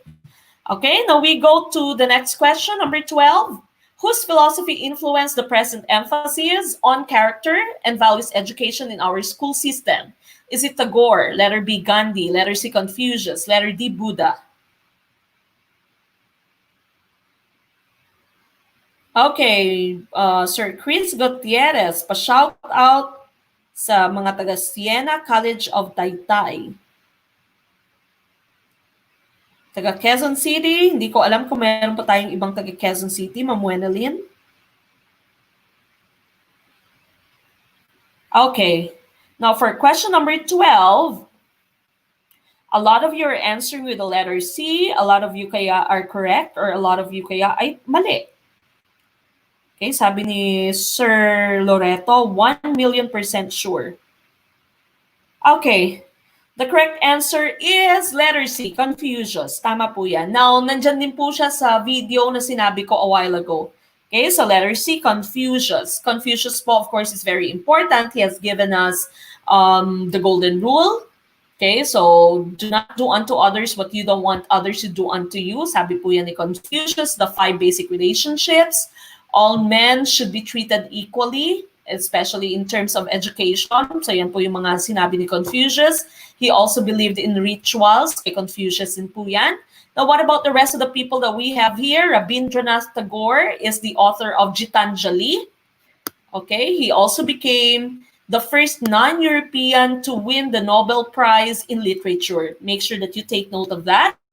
He is sometimes referred to as the Bard of Bengal. Okay, so that's Rabindranath Tagore, an Indian poet. Okay, so he is, if he's called the Bard of Bengal, remember po, Shakespeare is called the Bard of Avon. Okay, so lumalabas din yan, who is known as the Bard of Avon. Pag Bard of Avon, that would be Shakespeare. Okay, so for letter A, that's Rabindranath Tagore, non-European, the first non-European to win the Nobel Prize in 1913, also referred to as the Bard of Bengal.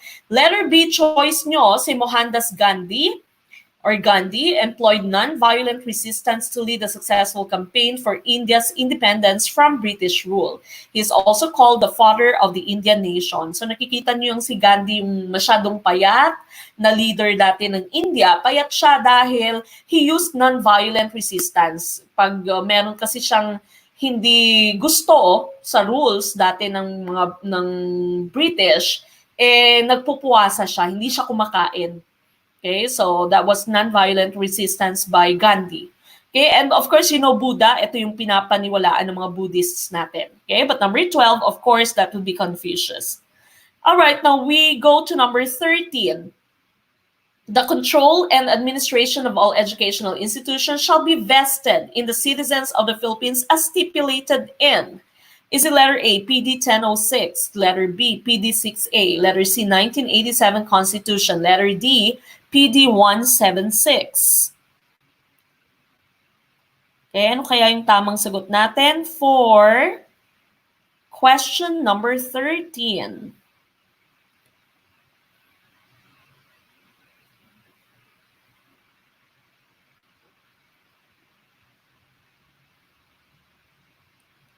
Okay, now so many of you are answering with the letter C. Tama na naman kaya ang karamihan sa inyo or karamihan sa inyo kaya ay mali? Okay, we go to the answer for question number 13. Now, the words here for number 13, control and administration of all educational institutions shall be vested in the citizens of the Philippines as stipulated in. Marami sa inyo ang medyo na-confuse. Okay, the correct answer here is not C, hindi po C. Tiwala lang kayo sa C ha. It is letter D, PD 176. Now, let me go to our discussion here. It's letter D po. Letter D po yung tamang sagot. PD 176 kasi, ito yung pinalabas nila right after the Constitution. Ito yung nag-implement ng Section 8, Article 15 of the new Constitution. So sinabi dito, with certain specific exceptions as well as on the control and administration of all educational institutions that should be allowed to operate in the Philippines. So ito yung sinabi talaga ng PD 176. So lumabas siya after na lumabas ng ating new constitution. Okay, so this is the implementing section of Article 15 of our Constitution. Kasi sinabi dito na yung control and administration of all educational institutions shall be vested on the citizens of the Philippines. Ito yung nagsabi na dapat 60% ng mga schools ay owned ng Filipino. Okay? So kung meron mang nagmamay-ari na foreigner, 40% lamang siya dapat. Now, the rest of your choices, ang PD 1006 nyo, I've already discussed this, as one of those laws that provided the professionalization of teachers, PD 6A mo. This authorized the undertaking of educational development projects sa lahat ng finances for projects in education. Ito yung PD 6A mo. Ang yung 1987 Constitution kasi, ito naman yung kanyang sinik. The state shall protect and promote the right of all citizens to quality education at all levels. Kaya karamihan sa inyo ay na-confuse. Ito naman po yung sinabi sa atin ng ating Constitution. Protect and promote the right of all citizens to quality education at all levels. Pero yung sinabi talaga specifically that the control and administration of all educational institutions shall be vested on the citizens, that's letter D. So PD 176 po siya. Okay, PD 176. All right. Now we go to the second to the last question. Question number 14 na tayo. Okay, later nyo na lang po i-send sa akin yung inyong score. Number 14, classical conditioning theory is always attributed to him for his experiment involving the dog salivation as a reaction to the sound of the buzzer. Who is this? Is this Skinner, Lewin, Bandura, Pavlov?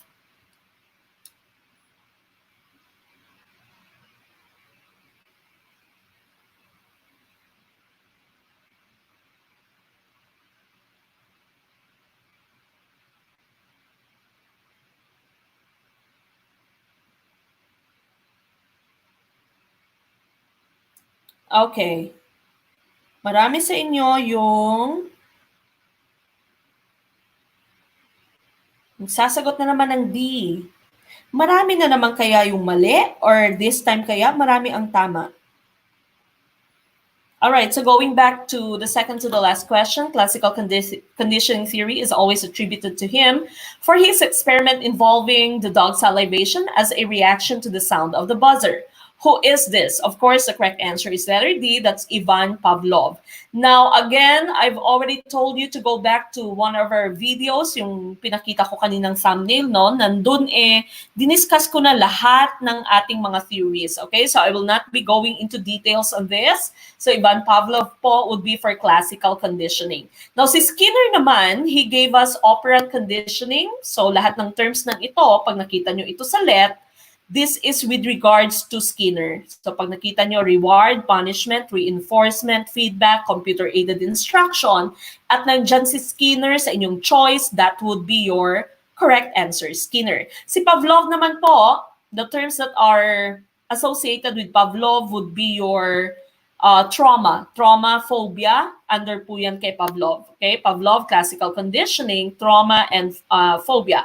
Si Lewin naman, Kurt Lewin, is the father or the founder of social psychology. Siya po yung nag-start ng study of group dynamics. Okay, so group dynamics, that's by Kurt Lewin, and of course, Albert Bandura, that's for social learning theory. Learning through imitation, learning through looking at your role models. Okay, so the correct answer here would be letter D, Ivan Pavlov. So again, if you know all the rest of the details according to the different theories that we have, make sure that you check the rest of our videos, the live stream playlist that we have, GenEd playlist that we have, and ProfEd playlist that we have. All right, we go to the last question for tonight.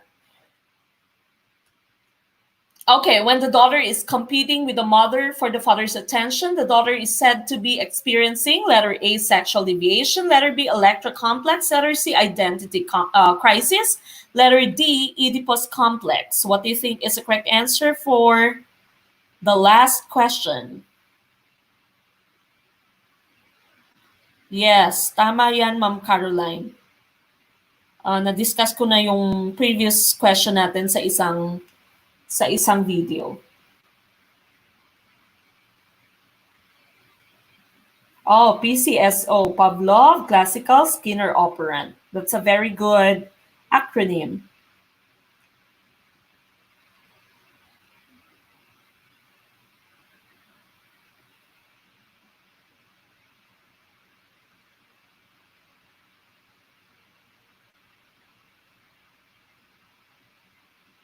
Okay. Now, what do you think is the correct answer for number 15? Going back to question number 15, the daughter is competing with the mother for the father's attention. The daughter is said to be experiencing, the correct answer is Electra complex. Okay, so Electra complex po ito.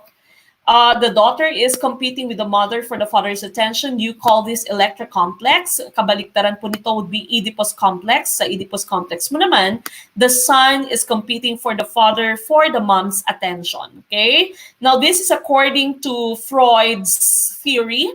Sigmund Freud po. We have two very important theories according to Sigmund Freud or from Sigmund Freud. The first one, of course, would be the id, the ego, superego. Balikan nyo yung sinabi ko kaninang video that would be discussing all the different theories, no? So sabi ni Freud nga, whenever we are making choices in our personality, in our thoughts, there are three things that would rule this: the id, the ego, superego. The id is the animalistic side. So walang pakialam itong id. This is the animal side of your consciousness, okay? Animal side of your thinking, animal side of your personality. Wala itong pakialam. Yung ego mo naman is the balance between the two, and superego mo would be the moralistic side. So moralistic side mo, extremes itong id at superego. If id is the animalistic side, the one that would rule your sexual needs, hunger, thirst, lahat ng ito, superego mo naman is the moralistic side. So ito naman yung parang pare na side mo, parang madre na side mo, okay? And of course, the balance between these two would be the ego. Okay, so sabi ng id mo, I need to eat right this second. Ngayon na, sabi naman ng super ego mo, which is your other extreme, you can't do that because you're in the middle of an important meeting. And of course, the ego would be the balance between the two. Okay, so again, diniscuss ko na din po ito sa sinabi ko kaninang video na balikan nyo. So balikan nyo lang po lahat ng ating video if you want to study this in details. Now, another, of course, theory from Freud is your psychosexual stages. Freud's psychosexual stages, 5 stages in our psychosexual development. The oral stage, anal stage, phallic stage, latent or latency, and genital. Okay, or sometimes you use the acronym or the mnemonic OWLS, always play late games. Again, that's OWLS, always play late games. Okay? Now, according to Freud, sa kada stage dito, meron tayong tinatawag na erogenous zone. Okay? So when you say erogenous zone, this is the part of the body that gives a satisfaction at that stage. So during the oral stage, the satisfaction erogenous zone is by or through the mouth. For anal stage, that is through bowel and bladder control. Phallic stage mo, it's through the genitals. And latent stage mo naman, your libido is inactive dahil you are very busy with everything that's happening in your school. And your genital stage, the last stage, this is maturing sexual interest. So, halos kapareho siya ng phallic stage mo with the erogenous zone to be the genitals, pero yung phallic stage mo, you are just playing with yourself. Okay, so you're playing on your own. Yung bata nakikita mo na nilalaro niya yung kanya. Okay, yung ari niya. So the child is not really maniakis. The child is just curious. So parte siya ng development ng bata. Ang genital stage naman is called the sexual reawakening. So yung erogenous zone mo would still be the genitals, but this time you are sharing it with another person. Okay, so you're sharing it with another person, hindi lamang ikaw. All right, so this is Freud's psychosexual stages, the 5 stages in the psychosexual development, according to Freud. I've already also discussed this in details in the video that I have talked to you about a while ago. All right, so that ends our discussion today. Make sure that you subscribe, hit that bell button, like this video. Also go to Facebook and like our Facebook page. I thank you for bearing with me tonight. Again, dire-diretso lamang po ang ating review. Do not take the postponement of the let as a setback, as a disadvantage. We take that, of course, as an advantage in our part. That means we still have an ample of time to prepare for the let. Okay? So we go back. We'll see each other again on Saturday night. Okay, Saturday night at 7 p.m. Thank you so much for all your love and your support. I appreciate all the positive comments that you're giving, Gurong Pinoy. Okay, now I'll see you on Saturday night. Sa muli, ito pong inyong Gurong Pinoy na nagsasabing, sabay-sabay po tayo, maliit man na butil ng mga kaalaman, ang dulo nito ay malaking kaginawaan. Maraming salamat po. Good night, good afternoon, and good morning from South Carolina, USA. See you on Saturday, 7 p.m. Good night!